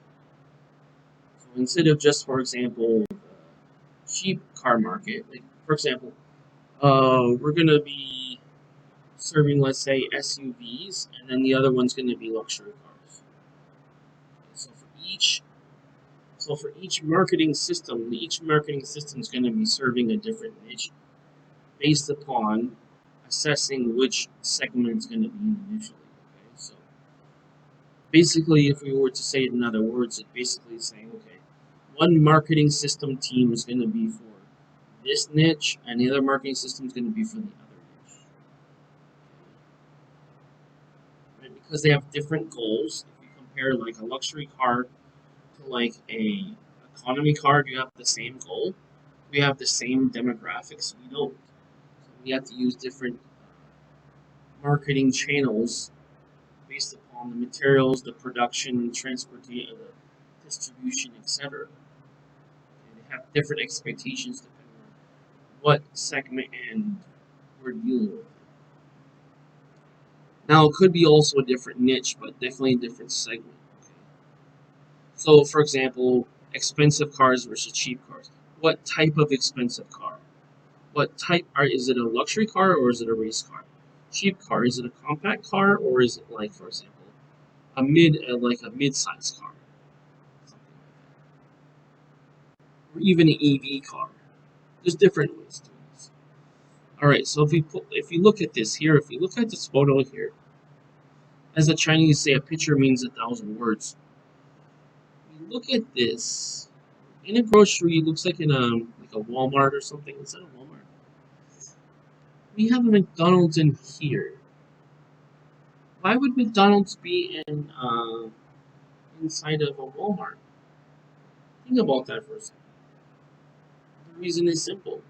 It's not as complicated as you think at all. Because of location. See? Well, McDonald's is providing a fee. I mean, they're paying a fee to, I would say, at least presumably, they're paying a fee, most likely paying a fee to Walmart to use the space in there to sell the product. Now, you ask yourself, why would they do it? Both the places are selling food. But what we're not seeing is they're serving two different niches. What they're doing is McDonald's is a fast food niche versus Walmart is a place where you get like your grocery shopping. That's a different niche. Okay? Both are kind of like cheaper end. That's the same segment, but in terms they have different niches. So not really in competition. Not really in competition.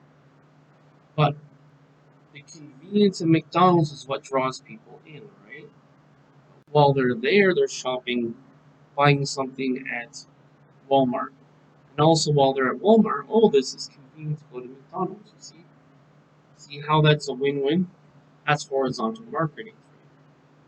What you do is you're going to say, how can I use my business and your business to make things better, where I can position my brand, where people would be interested in coming. So basically, it's like, what's my benefit of having for allowing you to have McDonald's in Walmart? Because it brings people in the store. All right.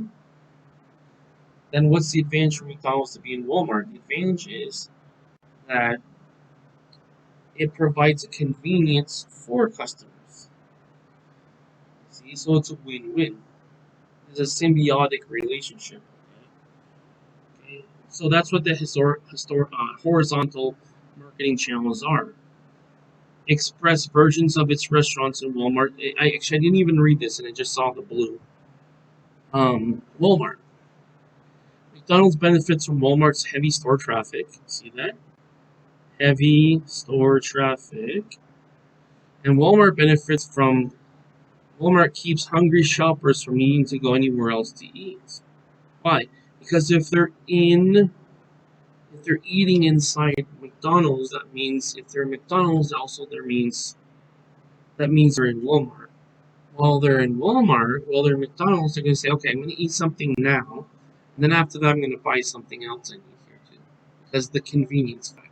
See? Just like that. This is called a symbiotic relationship. This is the way we want to market.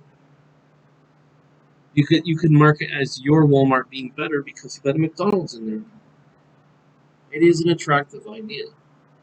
Okay, so what both companies do is the franchisee works with Walmart and says, "How can I increase traffic? How can I increase people to come into Walmart? Okay, let's do these things. How can we benefit each other and both get something out of it? Okay, that's how they would do it. So they joined, just like I said here. I didn't even read this, but it can just, if you think about it, the solution presents itself. Companies might join forces with competitors or non-competitors. They might work together with each other on a temporary or permanent basis. They create a separate company. Okay, so this is the premise. Walmart. So just like this, McDonald's creates a benefit that Walmart didn't already have. And McDonald's creates a benefit for Walmart. Walmart creates a benefit for McDonald's. They both benefit. Now, when we get into more complex things, we can talk about multi-channel distribution systems. Now, in the past, many companies use a single channel to sell single market or market segments. That makes sense because it's a single market with a single channel. Makes sense, right? Today, with the proliferation of customer segments, remember I told you segments, and channel possibilities,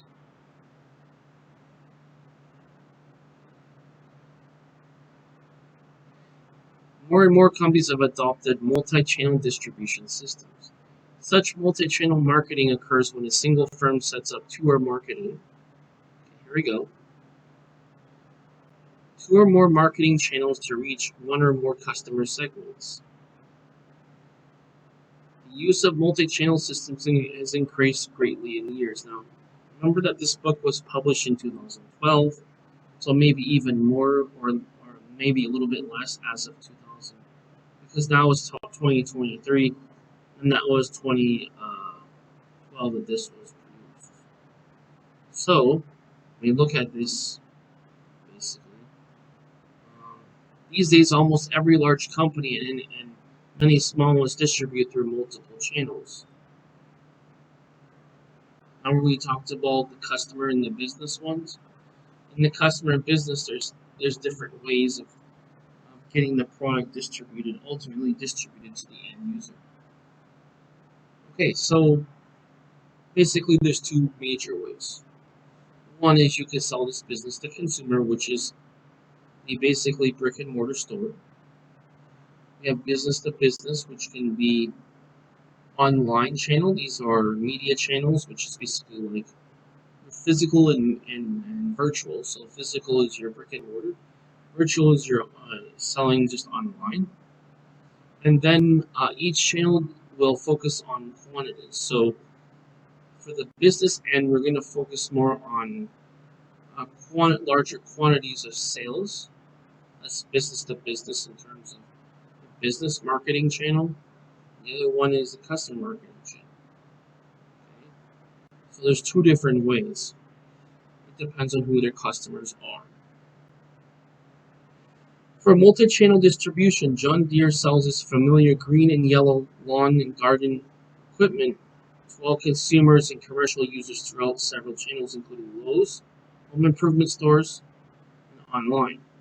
Here it is, just like this. Business to business. John Deere to Lowe's. John Deere to whatever, hardware store. Okay? John Deere to single consumer. It's the consumer. These are multiple channel distributions. Why? Because each major channel, so each major system has multiple channels. But described more accurately, it would be more of a system than a channel. Because a system is basically we're dealing with two different customers. We're dealing with customer, we're dealing with consumer, and the other one we're dealing with basically business to B2C, business to consumer, B2B, business to business. Now, one thing to remember about this is that multi-channel distribution systems offer many advantages to companies facing large and complex markets. With each new channel, the company expands its sales and market coverage and gains opportunities to tailor its products and services to specific needs of diverse customer segments. Um, Yeah. So if we're talking in terms of the segments, yeah, we would need more channels because depending on what the segment is, it might be better served through a different type of distribution. Depends on what it is. But such multi-channel systems, as I told you, systems and not channels, there are channels inside it. So a system is made up of channels. A channel is basically a scheme of distribution. And your system has to do with who are you selling to primarily. That's the, that's the system. Versus the channel is the way of distributing product through the system.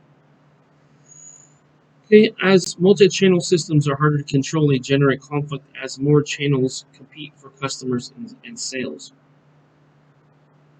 Okay, that's what can happen in the long run. For example, when John Deere began selling selected consumer products through Lowe's home improvement stores, many of the dealers complained loudly. To avoid such conflicts, internet marketing channels, the company routes all the website sales to John Deere dealers. So what they do is they say, okay, John Deere is a company. We're not going to do everything through one system. We do it through two different systems. Okay, but we've got too much inventory. We have too many people to deal with. So now we do it in dealers. It's just like this. It's just like a Honda company. It doesn't sell directly to the consumer. That's B2B. The dealers is B2B. Now from the dealer to the customer, now we're going from B2B to B2C. Remember I told you it's kind of complex? Okay. Technically, it's kind of like a circle. It's a cyclical system where it goes clockwise or can go counterclockwise and go vertical. So let's look at the scheme for a multi-channel distribution system and get the idea of it first. First of all, we start off with the producer. Okay, that's obvious, right? So there's different segments that require different channels. We have a consumer segment. We go basically that's business to consumer. Then we have business and other business. This is customer segments. Okay, sorry, customer segments. We can go sell direct. That's direct sales. That's one dealership is direct sales. The other one it can be through the different. These are different types of dealers now. One is direct sales. The other one can be through a retailer, such as, for example, I want to buy one of those. I just order online. That's direct. That's direct to the consumer. Then let's say I'm a business. That's a consumer. That's one way. Let's say I'm a business. The retailers, the business, are going to sell to the business who's going to resell. So he's going to buy more. And then the next one is, so that's two different on the consumer end, because we've got retailers in between. On the larger scale, we're going to deal with the business segments. Larger scale, not only in terms of processes, but in terms of quantity needed, supply needed, and also quantity going to be sold from the retail end. In this case, the business equivalent would be called dealers. Okay, because dealers has larger quantities that can sell out, and also for different places. So on the business end, we have two segments. One is direct to the business. They may sell. They have a sales force that may resell X amount, any range amount. Then we have a system in which we have a distributor to sell directly to the dealers. Because so from John Deere, you have a company, you have an intermediary, basically says, okay, I'm not just going to sell directly to, I'm going to sell to many different companies through our dealers. Now the company, by the way, the company can be the distributor, or that can be a separate company. The idea with the distributor is he's buying in larger amounts, just like the wholesaler. So the consumer equivalent would be wholesaler. On the business end, the business equivalent would be the distributor because they have larger amounts that they buy because it's selling to businesses, which is even larger amounts more than likely. So for the distributor, they have to distribute all of their equipment. You might hear the term pieces, but that's just a unit. That's a unit expression. How many units of something? So they take how many units of something, and they sell. So they buy in larger amounts. So the dealer won't buy as much as the distributor. So that's why the distributor buys more from the producer. He gets a better deal from the producer, right? Because he's buying more than the dealer. And then because he's getting a better deal, he can resell to the dealer at a good price as well. Then dealer, what he does is he sells out to individual businesses. So think of a business just like consumer, except that they can buy more or they can buy less. Consumer just usually buys less. Now let's talk about changing the channel organization. Now changes in technology and the explosive growth of direct and online marketing have a profound impact on the nature of design of marketing channels. By the way, that's why we have in that model, that's why we have it. That's the other reason why we'd have a distributor, because the dealers are usually in person, just like the retailers are.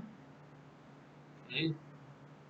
So, because a dealer is basically the business equivalent of the retailer. Okay? Dealers are in person, just like if you buy a car. Where do you buy from a dealer? Well, you could call them on the phone, you could order online, that's true. Which is what they're talking about here. So this has changed based upon the technology. Now with the distributor, if they can do this in a more efficient way that's cheaper, they can do this online instead of having to spend time hiring like a salesperson. They already have it. It's everything online. Cheaper, right? Why? Because technology's made it more efficient. Now, one thing we need to consider, and this is a major trend, is called intermediation. Intermediation. This is the cutting out of marketing channel intermediaries by product or service producers, or the displacement of traditional resellers by radical new types of intermediaries. Okay? Translation, we're cutting out the middleman. Right? Where I told you we can consolidate that. Where I told you the manufacturer can also be the for example, the trading company. Ah, consolidating that in. When they consolidate that in, they're cutting off the middleman.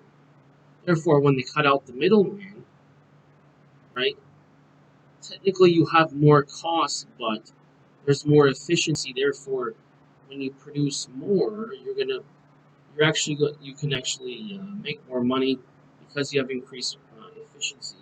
And therefore, when you sell to the wholesaler, you get a better deal because the less amount of people are in that supply chain, the less markups you have. I remember markups from previous one or two lessons. Okay, just as a quick reminder, a markup is basically the increased price from the cost of the item. Okay? That's the markup. Okay? It's usually based upon the markup is basically usually based upon the cost of producing the product or service and then the profit margin, which has to do with the efficiency of the process times how many items you're going to make, right? Times how many sales equal your markup. Okay? This intermediation basically takes away the middleman. Okay, so you can take away the middleman in any of those channels, or as another way to put it would be the supply chain. The channel is basically just a distribution. In the supply chain is the channels. Now, as the book puts it here, big term with a clear message of important consequences. Right, this is a very big disruptor in the market. This intermediation occurs when the product or service providers cuts out the intermediaries. So if you think of an intermediary, they're a middleman or middle person, middle entity that does something on someone else's behalf, or provide something for someone else. They cut out the intermediaries, go directly to final buyers. Depends on who your final buyer is. If you're the trading company, your final buyer is not the retailer. And definitely not unless you're direct sales, it's not to the consumer. It's to the wholesaler. Why? Because that's how you make money as a trading companies. You sell in wholesale amount. You don't sell in the retail amount. See?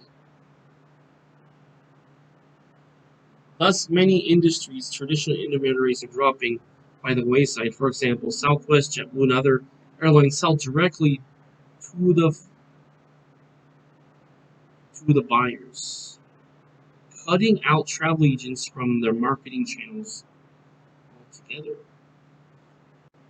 You see, because if you think about it, right, not only is it cheaper for the customer because they can make the price cheaper, right? The customer from their point of view, or the consumer, as a general term, it's cheaper for them because they don't have as many markups in between.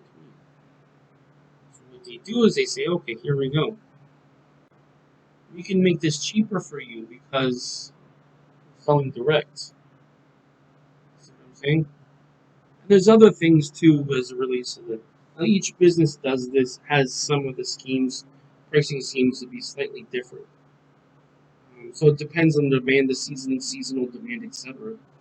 But the idea is if you don't have to, if you can sell your total amount you want to sell per sale, total amount of units or whatever per sale, if you can do that directly to the customer, that's the idea. Now with airline industry, it's one sale or a couple sales per. Technically, it's retail. Now, when you're dealing with, let's say, travel agency, now you're dealing with wholesale. If they're buying and selling a whole bunch at a time. What they do, the way the business works, is that they're a reseller. So what happens is there's a contract between the airline agency and the reseller. Okay, they say, okay, for X, they pay a commission on X amount. Let's say for every ticket sold, they pay, I don't know, whatever it is, 10%, 20% commission, whatever it is. Right? Now, if they don't have to pay the commission anymore, they just save it 10 to 20%. What does that mean? They can offer 10 or 20%, or maybe if they want to really maximize the profits, they'll cut half of that out. Well, let's say they'll sell it for half of whatever it's costing them, or whatever it is. So less than whatever it's costing them. So instead of paying the 10 to 20% out to the travel agency, they're going to say, okay, so instead of that customer paying the markup, right? Because they have to make a profit on that. Right? So the travel agency is basically making money two ways. One is through the commission on sale. Second one is a markup for their service as well. So basically, it's they selling the price of the ticket plus their service. So the airline agency is giving them a commission plus their value added service, add an amount to that. That's how the travel agency is making money. In terms of the airline, they're not paying out a commission. So so they have that extra 10 to 20% or whatever that commission is. They have that extra that they can sell for less. So they probably won't. They'll break even if they sell. Let's say it costs them 10% less, so they charge 10% less. Well, they're not really making a maximum profit that way. So they'll say, okay, instead of giving you 10% less, we'll give you 5% less. Or so if it's whatever it is. For example, they'll give. It won't be for the full amount that they save, but it'll be for part of that amount that they save. So because that they're saving that commission, they can offer their ticket for cheap. That's the idea. All right. Now, this intermediation presents both opportunities and problems for producers and resellers. So this is the other angle to look at. Now, channel innovators who find new ways to add value, the channel can sweep aside traditional resellers and reap rewards.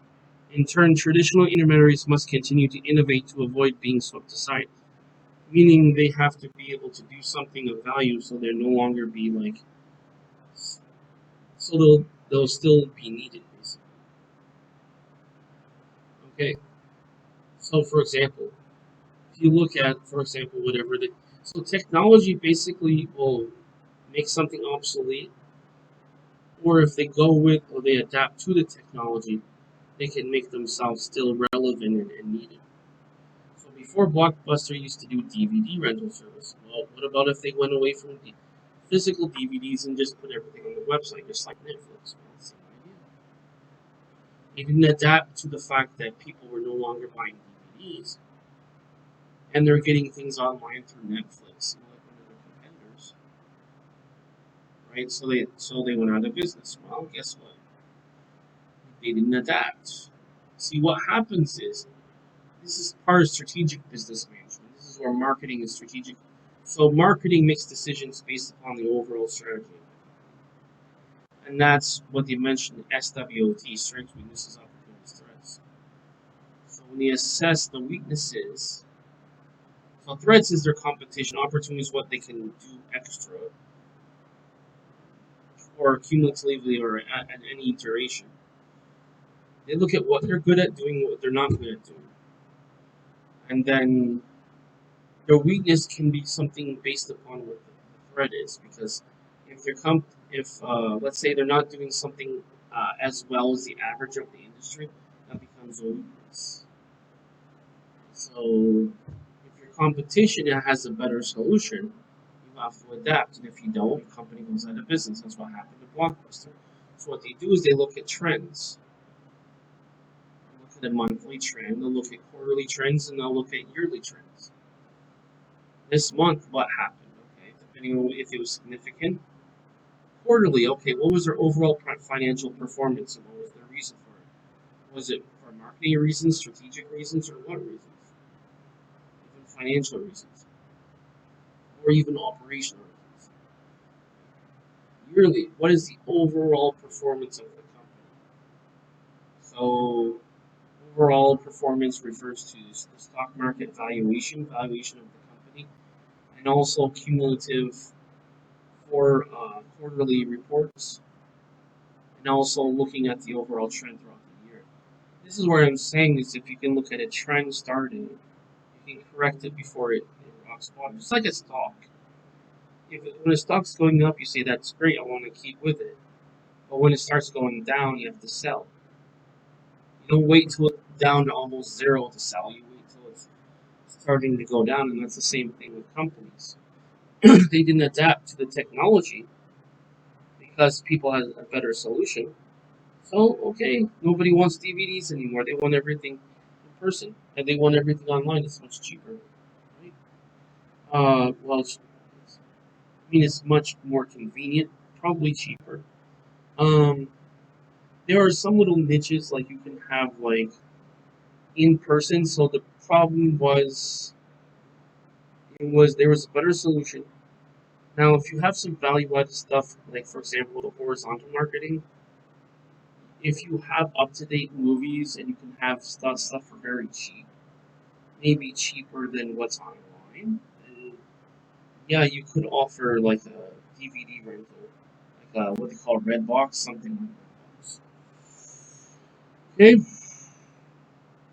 and as I said before, that's how Netflix did. They did the same thing like Blockbuster, except once they realized they could do things online, it was better, then they switched over because there was less cost to it and there was a greater profit margin as a result. And of course, we had more customer loyalty because people preferred this way of watching movies. Okay, so let's talk about channel design decisions. Now we need to consider that when we look at several decision manufacturers,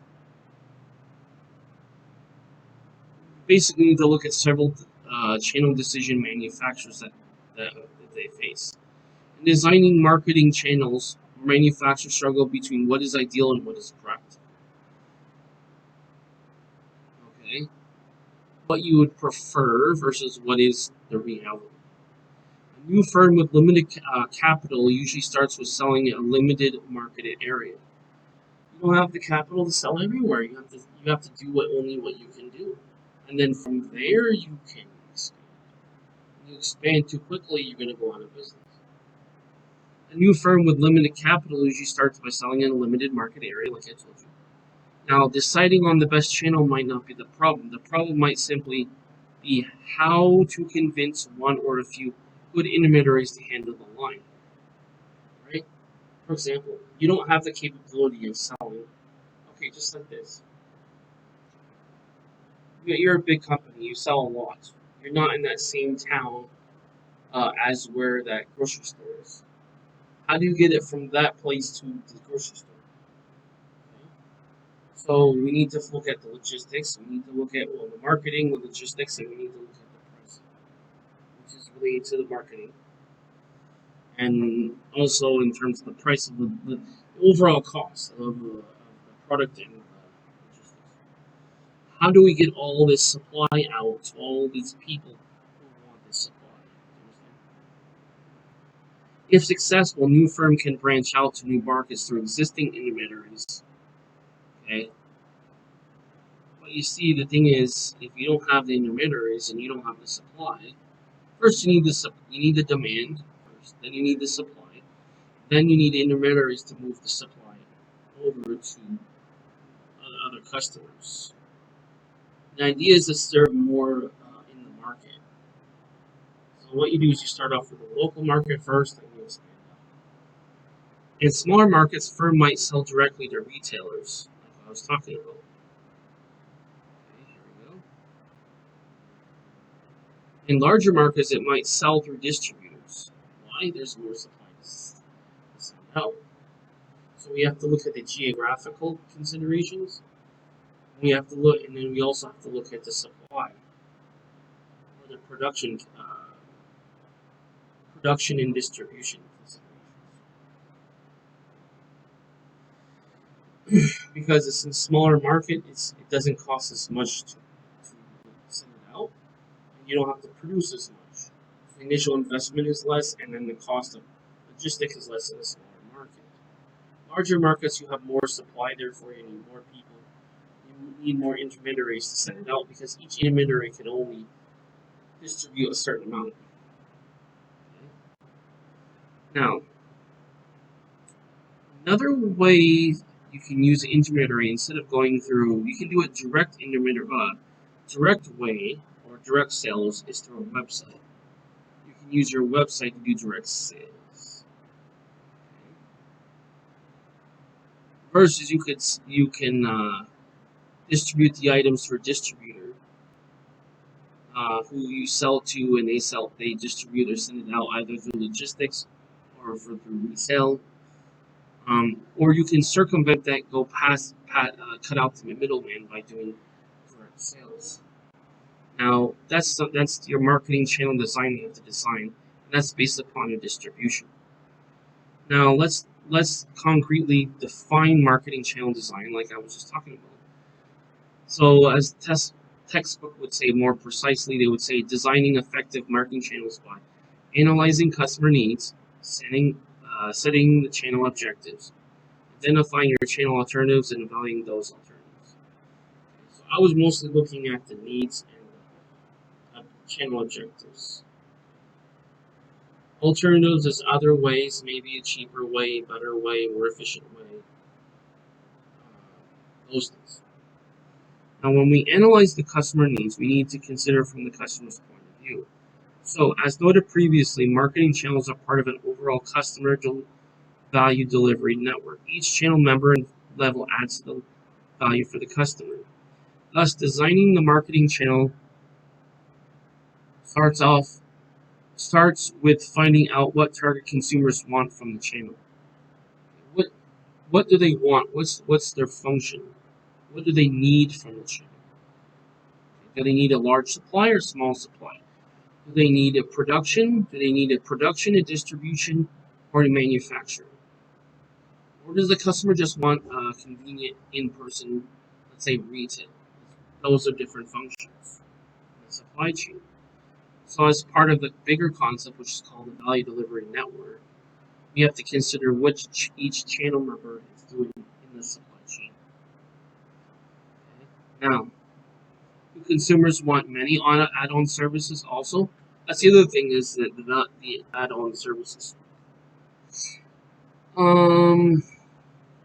want to look at the quantity. We want to look at the services themselves. So, do consumers want more add-on services such as delivery, installation, and repair? So, some businesses, you have equipment, this can be useful. Or will they obtain these services elsewhere? The faster delivery, the greater the assortment provided. Okay? The faster you can do it, the more you can put out there.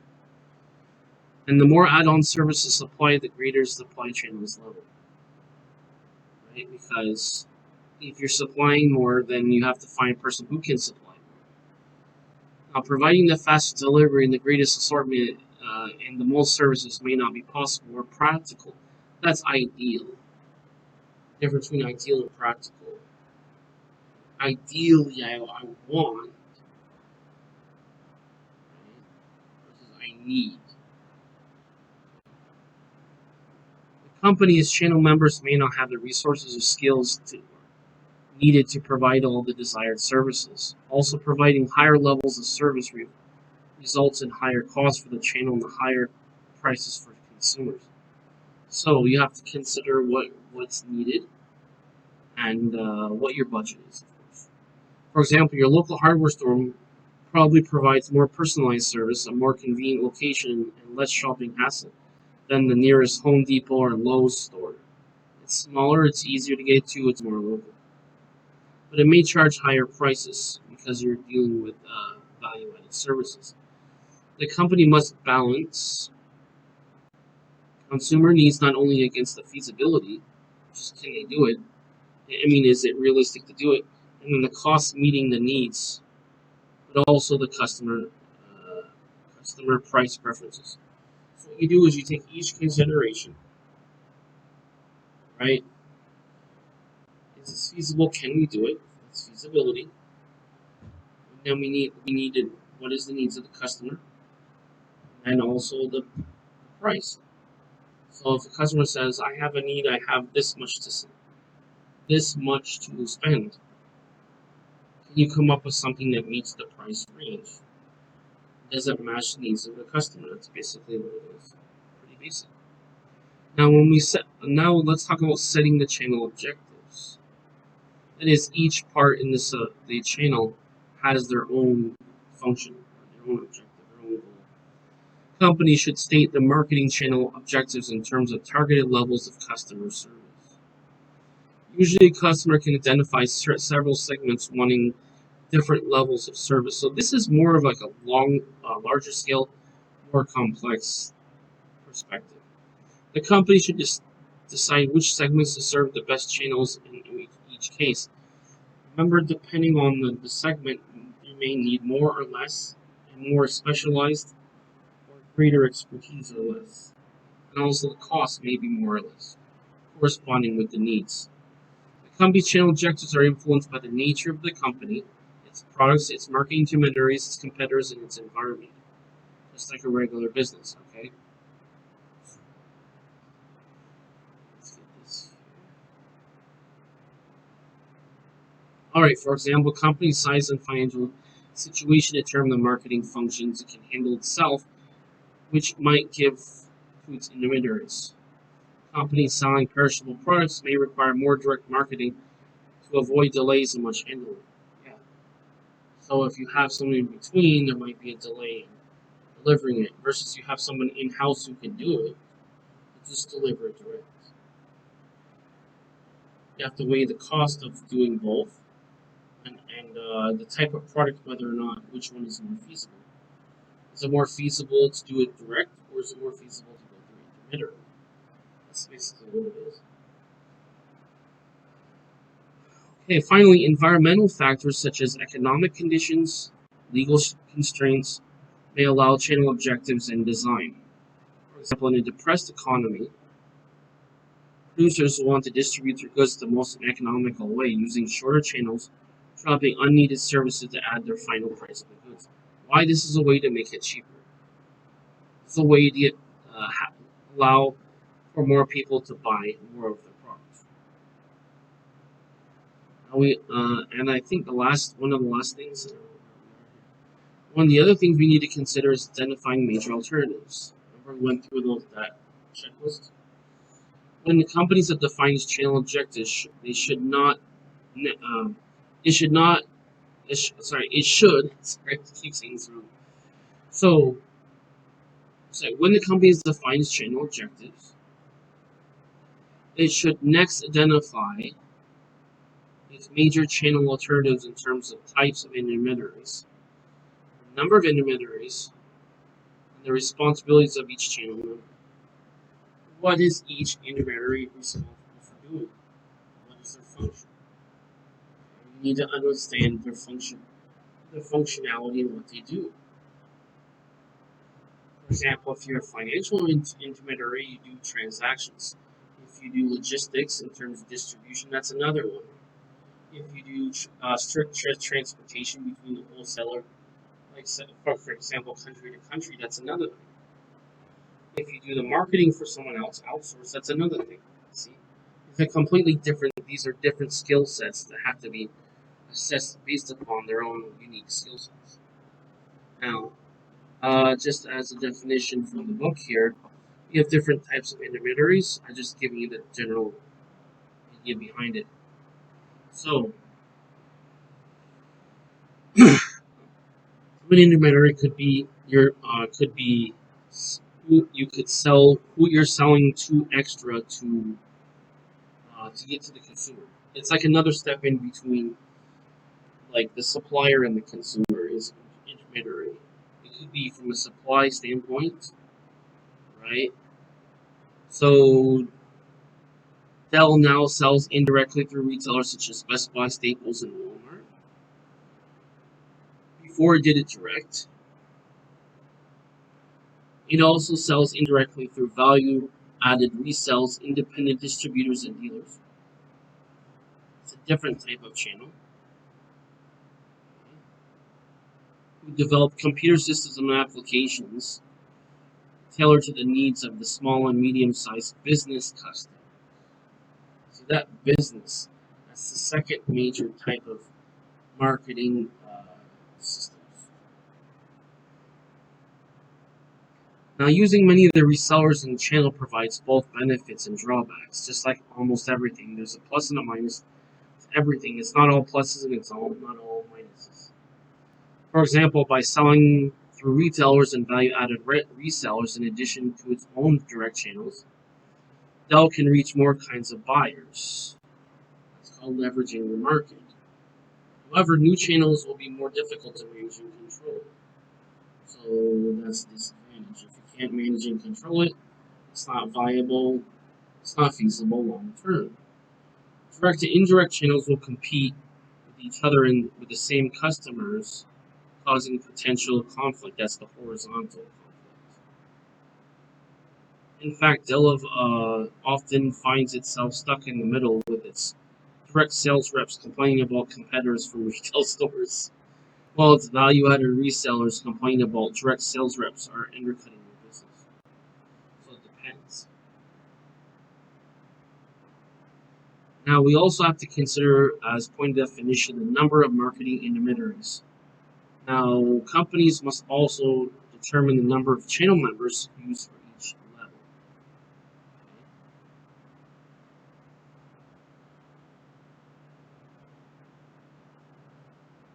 Three strategies available are intensive distribution, exclusive distribution, and selective distribution. Depends on what they think is best for that. For example, if you're dealing with retail, it would be exclusive distribution, such as Coca-Cola wants to sell their products directly to this restaurant. That's exclusive distribution. If you want as many distributions as possible, that's intensive. And selective will refer to changing needs in the market. So let's talk about these distributions as it's mentioned in the book. So with intensive, you're basically stocking the product in as many outlets as possible. That's basically ideal with intensive distribution. Problem with intensive distribution is that some of the products that you're stocking could be competitors, such as in the same industry, like Coke and Pepsi. It's hard to stock both Coke and Pepsi because how are you going to fill up your total demand? Because some people don't like Pepsi and some people don't like Coke, right? These are competing brands, competing companies. Well, from the consumer's point of view, that's a competing brand. So as a result, you may not get your full retailer may not benefit as much because of the brand competition. Now let's talk about exclusive distribution. That's giving a limited number of dealers the exclusive right to distribute the company's products in their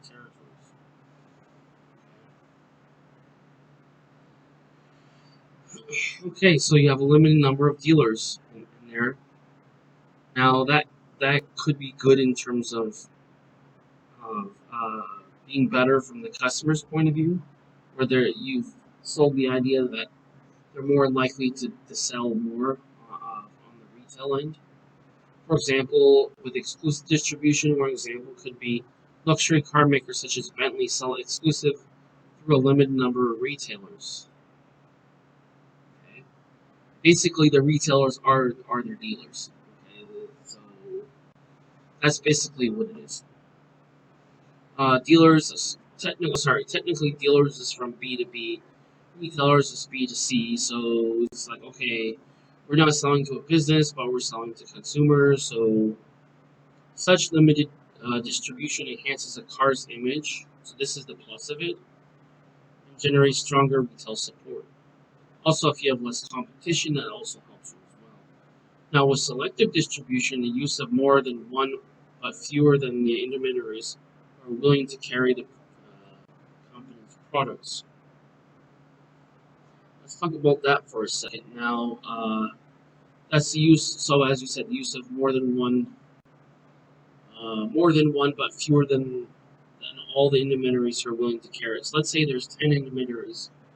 You have 9 or less. It's going to be less than the amount of intermediaries. Most television, furniture, and home appliance brands are distributed in this manner. For example, Whirlpool and GE sell their major appliances through dealer networks. Right? Notice it's a network because it's through companies and it's opposed to consumers. That's the deal. By using selective distribution, they can develop good working relationships. So here's the advantage. Select distribution can develop good working relationships with selected channel members and expect a better than average selling effort. See that? Exclusiveness of the brand. Whenever you have less supply of something from a consumer's end, it becomes more. You can charge more, and it becomes more exclusive in the brand values. Selected distribution gives producers and good market coverage with more control and less cost than intensive because you don't have to sell as much. Although selling more is definitely better. I mean, in a particular area. Now, we have to consider the responsibilities of channel members. That is, the producers and intermediaries need to agree on the terms and responsibilities for each channel member.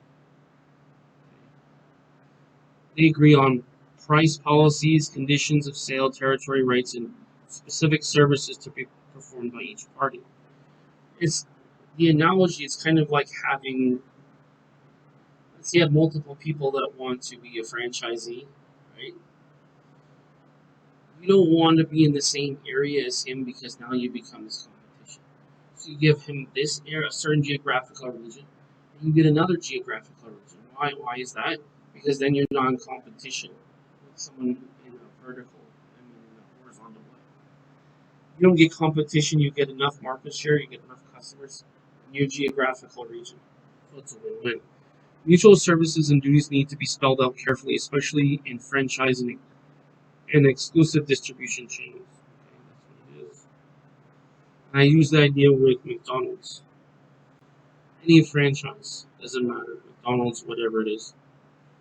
You don't want to be in the same region as someone else who's doing the same thing because now you're in competition. You're both going to lose. So what you do is you say, okay, I get this region and you get that region. Also, we want to evaluate the major alternatives. Suppose a company has identified several channel alternatives and wants to select the one that will best satisfy the long run objectives. Okay, notice they said long run, not short run. Each alternative should be evaluated against, this is how you evaluate, against what? Economic, control, and adaptability criteria. For economic criteria, want to look at the sales costs and profitability of each channel alternative. What will be the investment required for each channel alternative and results? You have to compare the prices. The company must also consider control issues. Using intermediaries must also be giving them some control over the marketing of the products. And some intermediaries take more control than others. It's basically how the transaction will go down in terms of the terms, in terms of how it's done. All other things being equal, the company prefers to keep as much control as possible. Finally, the company must apply adaptability criteria. This is how you'll change according to the needs and the environment. Channels must often involve long-term commitments that the company wants to keep the channel flexible so it can adapt to environmental changes. Remember I told you environment? Okay. So there is a way to meet halfway in between to be flexible. Now, designing international distribution channels, which is the most complicated thing. International marketers face many additional complexities in designing their channels.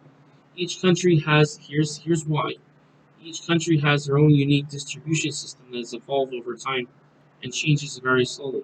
There's many reasons for that. One could be the geographical considerations. The other one could be the policy considerations. It also could be the viability/cost considerations. And of course, depending compared to the demand of the market, as usual. Global marketers usually adapt their channel strategies and existing structures within each country. So each country has their own distribution channels. In some markets, distribution system is complex and hard to penetrate, consisting of many layers and large number of intermediaries. For example, Western companies find Japan's distribution system difficult to navigate. It's steeped in tradition and very complex, with many distributors touching one product before it makes it to the store itself. On the other extreme, distribution systems in developing countries may be scattered and inefficient, lacking altogether. Altogether lacking. Gee. Before they even said it, I could already tell you what country they're referring to. China. China and India are huge markets, each with a population well over 1 billion people. So the scope of it is one challenge.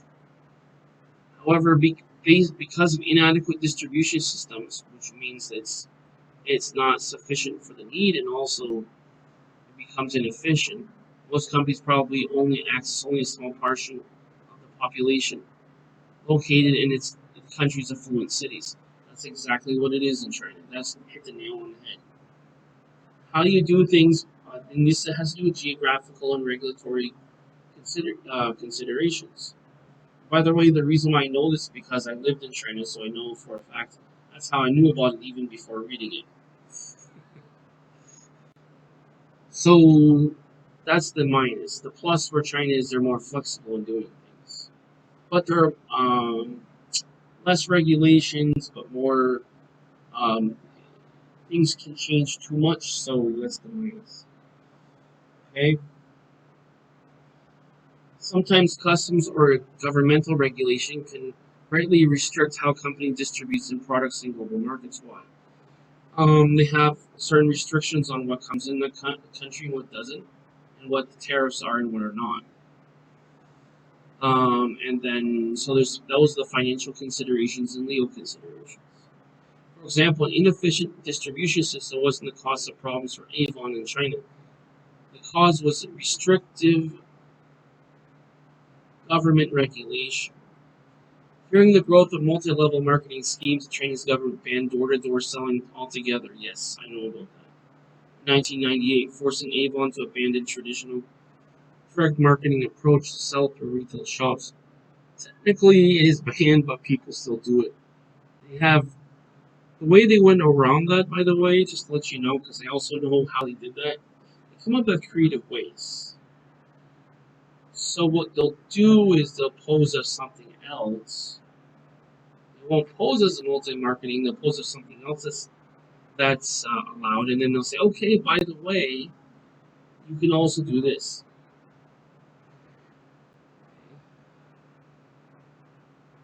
For example, in 2006, the Chinese government gave Avon and other direct sellers permission to sell door to door again, but the permission is tangled into a web of restrictions.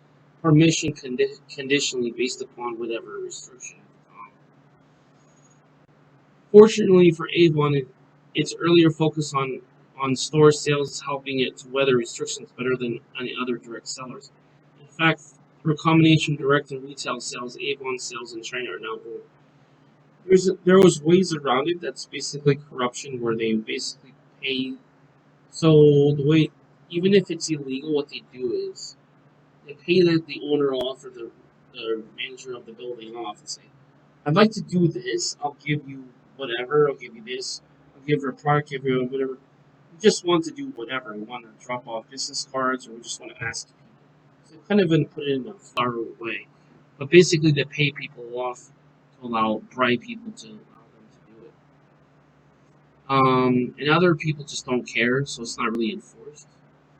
China's a very dynamic country, so it's not based upon rule of law. It's more based upon what they want this year or next year. It doesn't go through more of a legislative process like it does in the West. International marketers face a wide range of channel alternatives. Designing efficient and effective channel systems uh, between and within various countries' market poses a difficult challenge. Yes, it's can be complex, but basically what they did was they said, okay, theoretically, what they did in China is like, theoretically, what can we do to do what we want to do? And they just say, okay, who needs to be paid off? Who needs to be whatever?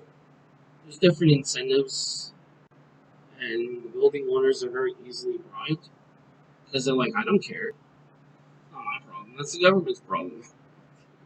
I was like, okay, whatever. What are you going to offer me? Give me something. Oh, that okay. Here you go. But do whatever you want to do. Nobody cares. Worst comes to worst, they'll just tell you no and close the door. It's funny, but it's true in China. That's how it works. Once a company has reviewed its channel alternatives and determined the best channel design, it must implement them and manage the chosen channel. Marketing channel management calls for selecting, managing, and motivating individual channel members and evaluating their performance over time. So this is very clearly seen when we deal with multi-level marketing, not for the same reason they're mentioning, but also because each level in that vertical management system, they can see what's happening and the performance. Now let's define the marketing channel management. So it's basically selecting, managing, and motivating individual channel members and evaluating their performance over time. And that will be the metric will be based upon whatever the function is, compared to the need, compared to the expectation, compared to what is producing results. According to the goal, are they meeting goals or not? Just remember that producers vary in their ability to attract qualified marketing intermediaries. So we're talking about marketing intermediaries. Now, some producers have no trouble signing up channel members, for example. When Toyota first introduced Lexus in the United States, it had no trouble attracting new dealers. Why? Because it says, in fact, it had to turn down many of the resellers. Many people wanted to sell a Lexus. Why? It's probably popular, they can easily sell it. At the other extreme, producers who have a hard time lining up enough qualified intermediaries. Okay? So it depends on the skill set, depends on the industry, and it also depends on the segment. In other words, what are you selling and what demographic of people are you selling it to? Are we talking about luxury or are we talking about regular stuff? And then, of course, we have to look at people who are skilled in the product knowledge and persuasive ability to sell the product itself. The company then manages to get its, for example, in the case of Timex watches, the company then managed to get its watches to mass merchandise outlets. That's for distribution. And referring to B2B here, even established brands have difficulty gaining and keeping distribution, especially when dealing with powerful resellers. Well, if somebody can undercut your price, guess what's going to happen? You can't stay in business. When selecting intermediaries, the company should determine what characteristics distinguish the better ones. It will want to evaluate other channel members' years in business and other lines carried, growth and profit record, and cooperativeness and reputation. If the intermediaries are sales agents, the company will want to evaluate the number and characteristics of the lines carried. So you have different product lines, you have to consider that. The size and the quality, so lines carried. And you consider the size and the quality of the sales force. If the intermediary is a retail store, they want exclusive or maybe they want exclusive or selective distribution. The company will want to evaluate the store's customers, location, and future growth potential. Which is reasonable. This is definitely reasonable. Because this is a for-profit organization, not a charity. Now, also, we need to manage and motivate the channel members. Once selected, channel members must be continuously managed and motivated to do their best. The company will not sell through intermediaries, but also to and with them. Most companies see their intermediaries as the first-time customers and partners. They practice strong partner relationship management or PRM to forge long-term partnerships members. Remember, this creates a value delivery system like we've been talking about all along. And we need to remember that meets the needs of both the company and the marketing partners. And managing the channels, company must convince distributors to succeed better by working together as part of a cohesive value delivery system. Remember, there was two ways of doing it. There was the vertical and there was the conventional. The two jointly plan merchandising goals and strategies, inventory levels, advertising, and promotion programs also have to be considered with that scheme. Okay. Caterpillar also had something that worked for them in terms of having independent dealers. Finally, we need to evaluate the channel members. The companies must regularly check channel member preferences against standards such as sales quotas, average inventory levels, and customer delivery times, as well as treatment of damaged and lost goods. Cooperation in company promotion and training programs and services to the customer. So all those things is quite a bit to consider. Companies should recognize reward intermediaries who are performing well and adding value to the consumers. Why we need to continue the incentive and push them and encourage them to perform at the level they are, or even increase it. Finally, companies need to be sensitive to their channel partners. Those who treat their partners poorly risk only losing their support and causing legal problems. Kind of under the category of common sense. Now, finally, we have the public policy and distribution.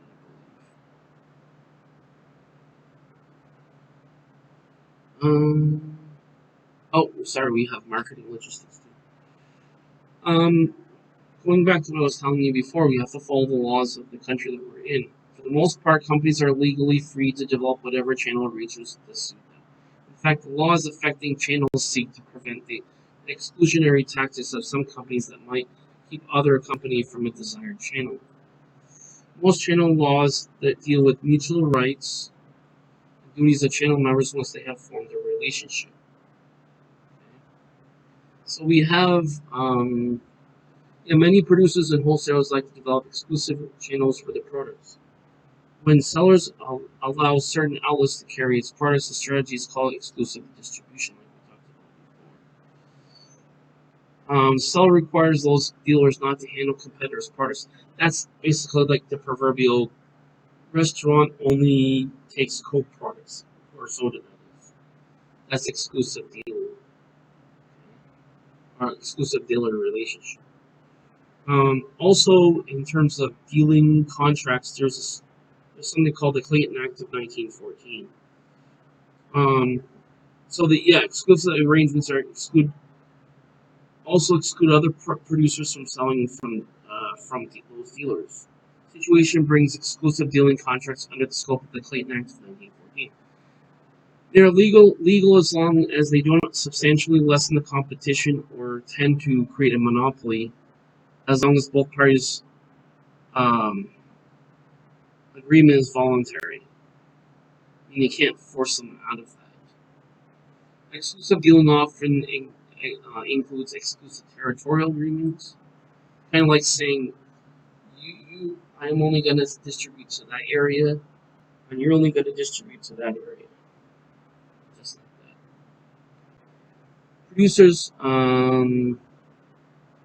Producers of a strong brand sometimes sell to dealers only if the dealers will take some of the rest of the line, as in the product line. This is called full line forcing. Such tying agreements are not necessarily illegal. They violate the Clayton Act if they lessen competition substantially. Okay, so going back to this whole idea again. Finally, producers are free to select their dealers, but their right to terminate dealers is somewhat restricted. In general, sellers can drop dealers for cause, however, they cannot drop dealers if, for example, the dealers refuse to cooperate with a doubtful legal agreement such as exclusive dealing or tying agreements. Now let's finish off talking about marketing, logistics, and supply chain management. Now this is a huge thing. For purpose of definition, just remember that in today's global marketplace, selling a product is sometimes using getting its customers. Companies must decide on the best way to store, handle, and move their products and services so that they can be available for customers in the right assortments. So that's basically your transportation and your warehousing. That's part of logistics. At the right time in the right place, logistics effectiveness is a major impact on both customer satisfaction and costs, like I was talking about earlier. Here we consider the nature of importance of logistic management and supply chain, the goals of logistics systems, the major logistics functions, and the need for integrated supply chain management. Okay. Now let's define a couple terms. First, we have marketing logistics or physical distribution. That's the planning, implementing, and controlling the physical flow of materials, final goods, related information from points of origin to points of consumption to meet customer requirements at a profit. Pretty straightforward, right? We're going to go for A to B, most profitable way. Now, with your supply chain management, that's managing the upstream and downstream of value-added flows of materials. That is the final goods and related information among suppliers for company resellers and final consumers. That's basically everything in the supply chain. It's moving everything in the supply chain from the originator all the way to the consumer. That's basically what it is. Now, in the supply chain flow, basically, as I just told you, you have suppliers with inbound logistics goes to company. Company goes to resellers in the outbound logistics. And from the reseller goes to customers. That's the regular logistics. Then you have something called reverse logistics, which is customers goes to resellers, goes to company, goes back to suppliers. Okay. Now, Companies today are placing greater emphasis on logistics for several reasons. Number one, because companies can gain a powerful competitive advantage by using improved logistics to give customers better service at lower prices, because that affects the total cost of it. Second is improved logistics can yield tremendous cost savings to both the company and its customers, just as I was saying before. Even shaving off even a small fraction of logistics costs can mean substantial savings. For example, Walmart recently took up a program of logistics improvements through more efficient sourcing. So you can do it through more efficient sourcing, better inventory management, that's your warehousing, and greater supply chain management productivity, which is the overall value chain, and then reduce supply chain costs overall, which is considering all of the channel partners. Third, the explosion in product variety has created a need for improved logistics management. Okay, it has to do with the distribution of the product and the warehousing and the transportation. That is, ordering, shipping, stocking, and controlling a variety of products presents a sizable logistics challenge. Improvements in information technology has created opportunities for major gains in distribution efficiency. Okay, so that's how they did it. Companies today are using sophisticated supply chain management software, web-based logistics systems, and point-of-sale scanners, RFID tags, like I told you, for warehousing and for transporting, and satellite tracking and electronic transfer of order and payment data. Such technology lets them quickly and efficiently manage the flow of goods, information, and finances through the supply chain. Finally, more than almost any other marketing function, logistics affects the environment and firms' environmental sustainability efforts. That is, from the transportation, the warehousing, the packaging, and other logistic function, typically the biggest supply chain contributors to the company's environmental footprint. So you consider all those, you get that as well. At the same time, they provide one of the most fertile areas of cost savings. So if you can find more efficient ways that saves money, that's what you're referring to. And then finally, let's talk about the goals of logistics system. That is, some companies state their logistics objective is providing maximum customer service at the least cost. Okay, pretty straightforward, right? Unfortunately, as nice as this sounds, no logistics system can provide both maximize customer service and maximize distribution costs. Oh, sorry, minimize distribution costs. Yeah, you can maximize distribution costs, all right. Only maximize customer service implies large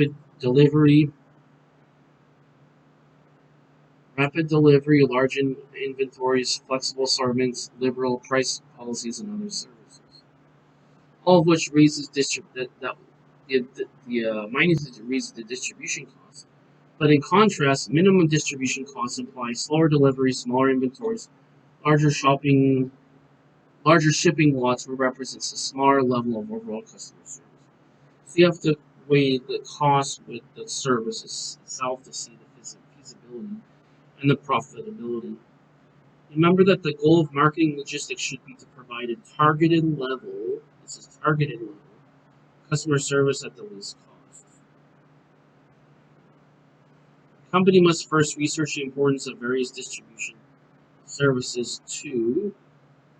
By the way, before I finish that, go ahead and read this case study about reading the supply chain. It's basically going electronic, so you don't use paper as much.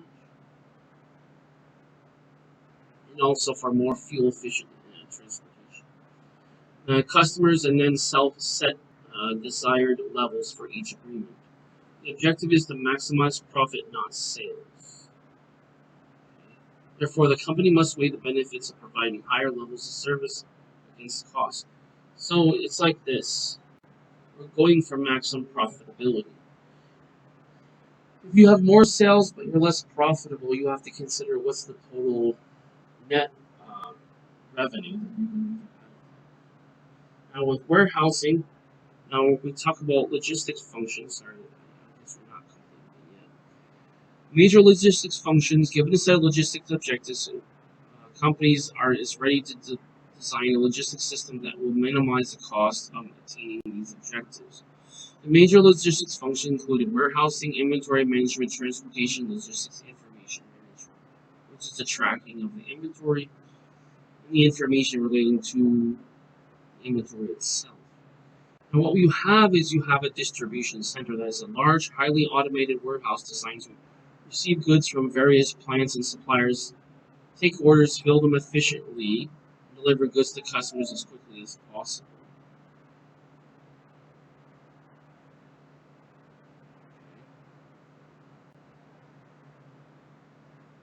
Now, what they have here is they have for high-tech distribution centers.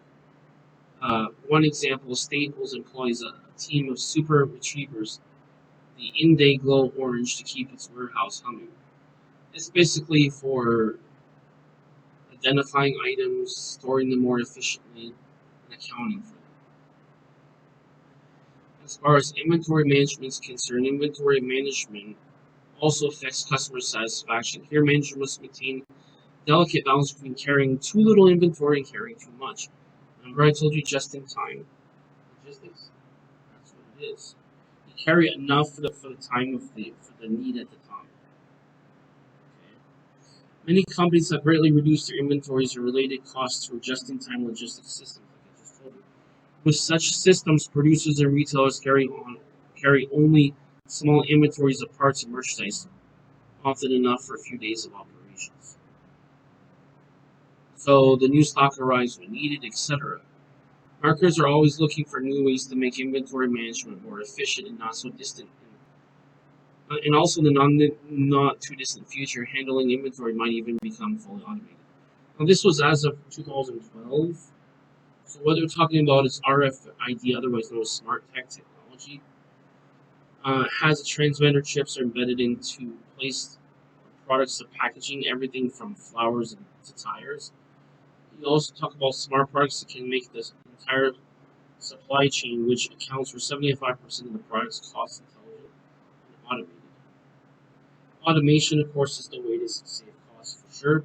Transportation is the obvious thing, obvious aspect of logistics, where you have to physically move something from one location to another. And the choice of transportation to carry affects the pricing of products, delivery service, and the conditioning goods they arrive, all of which affect customer satisfaction. Of course, because it costs, because you need to protect the product, especially if especially if the product is perishable, and also have to consider the cost of transporting it as the overall cost, as we look at the overall costs in general.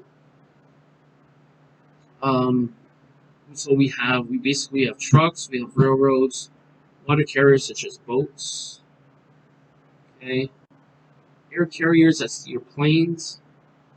The internet carries digital products from product to consumer via satellite, cable, or phone wire. So you could have a digital product, software firms, and media, music, video companies, and education all make up the internet to transport digital products.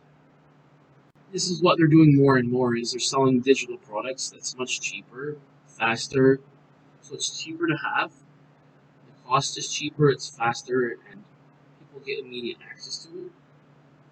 So when we consider that, we need to consider intermodal transportation, that is combining two or more modes of transportation. So depending on what we need to do to account for things, we might consider, for example, part of maybe, depending on what we're selling, maybe we're selling a digital product and a physical product.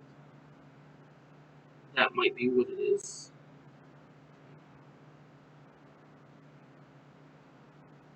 We could use rail and truck, depending on, we could use air. So let's say air to get to a port, or boat to get to a port, and then truck to get to an individual location. So if we just think about how things move, that will immediately come to mind what it is. And then finally, we have the information management. It's basically the information, storing the information about the product, the tracking the information. So the companies manage their supply chains through information, as you know. And channel partners often link up to share information about joint logistic decisions from a logistic perspective, flows of information, customer transactions, billings, shipment inventory levels, customer data, and are closely linked to channel performance.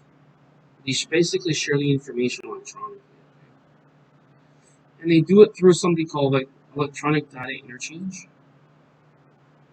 That is the computerized exchange of data between organizations primarily transmitted through the internet. Actually, I learned about this a few years ago, in 2015. Of course, this was already available at the time of the publishing of 2012, so it shows you it's no longer new. Point of definition, integrated logistics management is a logistics concept that emphasizes teamwork both inside the company among all the marketing channel organizations to maximum performance of the entire distribution system. So you take everybody in the value delivery network and you combine teamwork among everybody in the value delivery network for a mutual win-win. And then we have cross-functional teamwork inside the company. So everything, all the functionality within the company to provide the logistics solution. So most companies assign responsibility for various logistics activities to many different departments, such as marketing, sales, finance, operations, and purchasing. Too often each function optimizes its own logistics performance while the regard for other activities of the other functions. What we do is they consider, okay, how can I maximize what I do to help you from what you're doing, so I can help the other guy, so I can help the other guy, and so on. Basically, when you take all the considerations and look to the overall performance of the team. Okay? So, IT department, what's their role in it? What's the finances role? What's the marketing's role? What's the logistics role in general? Okay? That's the cross functionality. We have to consider all departments and make them all work together. That is, however, transportation, inventory, warehousing, and information management activities interact, but often in a diverse way. We need to find a way to get them all to work together. Is the idea. Now, lower inventory levels reduce inventory carrying costs, but they may reduce customer service, increase costs from stockouts, back orders, and special production runs, and costly fast rate shipments. Because distribution activities involves strong trade-offs. Decisions by different functions can be coordinated to achieve better overall logistics performance. The idea is we need to get everybody to be on the same page, to work optimally and work together as a team, in both way and each way considering each other's aspect of it. We don't just consider the IT end because we have to we don't want the costs too high. But then we need the customer service. We don't want to ignore customer service, so we need to consider all of them. And we need to do it in such a way that also supports everybody else. Then also we can build logistic partnerships. Companies must do more than improve the logistics, and also work with other channel partners to improve their whole channel distribution. So this is kind of a large-scale, complex situation. But the members of marketing channels are linked closely in creating customer value and customer relationships. One company's distribution system is another company's supply system. See that? Depends on how it's done and depends on how it relates to the overall value chain. So the success of each channel member depends on the performance of the entire supply chain. Just exactly what I just said before I even read it. Smart companies coordinate their logistics system and forge strong partnership with suppliers and customers to improve customer service and reduce channel costs. It's basically like how can A and B work together for them both to reduce their costs. Many companies have created cross-functional and cross-company teams, like we just talked about earlier. Other partners with shared projects, for example, many larger retailers conduct in-store programs with suppliers. Again, the idea, so the suppliers spend time at Home Depot stores and watching how the product sells and how customers relate to it. So they'll learn from what's happening in store so they can do better themselves. And then when they do better themselves, how can we benefit also Home Depot as well? For purpose of definition, third-party logistics is an independent logistics provider that performs any or all of the functions required to a client's product market basically outsourcing a logistic function to another company. And let's see. Companies may use third-party logistic provider for several reasons. First, because they can get product to market in the main focus. These providers often deal with efficiently at a lower cost. So that's why I use outsourcing. Integrated logistics companies understand increasingly complex logistic environments. So basically, if you can hire somebody who's more efficient in what they do than you, basically what you do is you hire them to do what they do better than you, or can do more efficiently or cheaper than you doing yourself. So it's the old idea. 3PL partners can be especially helpful to companies attempting to expand their global market coverage. So that's another thing. Companies distributing their products across Europe face a bewildering array of environmental restrictions that affect logistics, including packaging standards, truck size and weight limits, and noise and emission pollution controls. If you're not familiar with that, you don't know how to deal with that, you hire somebody as a third party to do that for you in the form of outsourcing. By outsourcing its logistics, company can gain pan-European distribution system without incurring the costs, delays, and risk associated with setting up its own system. Why the system's already there? You're paying somebody to set up to use the system that's already there. It makes complete sense to me. Now, before I finish, I'd like to just remind you of the objective ideas, just so you can remember for next time. Just as a reminder, you should be able to explain and understand why companies use marketing channels to discuss function that these channels perform. In terms of our second objective from the chapter, we should be able to discuss how channel members interact and how they organize and perform their work of the channel. Number 3, for our third objective, we need to identify. We should be able to identify the major channel alternatives open to a company. That one's actually not difficult. For the fourth objective, explain how companies select, motivate, and evaluate channel members. Also, pretty common sense. There's some detail just to make sure that you understand it. There's some explanation here which I won't go into, but it's just more of a check. And the fifth objective to make sure we understood was we should be able to discuss the nature and importance of marketing logistics and integrated supply chain management. Okay. Now, finally, we'll mention the terms we should be able to remember.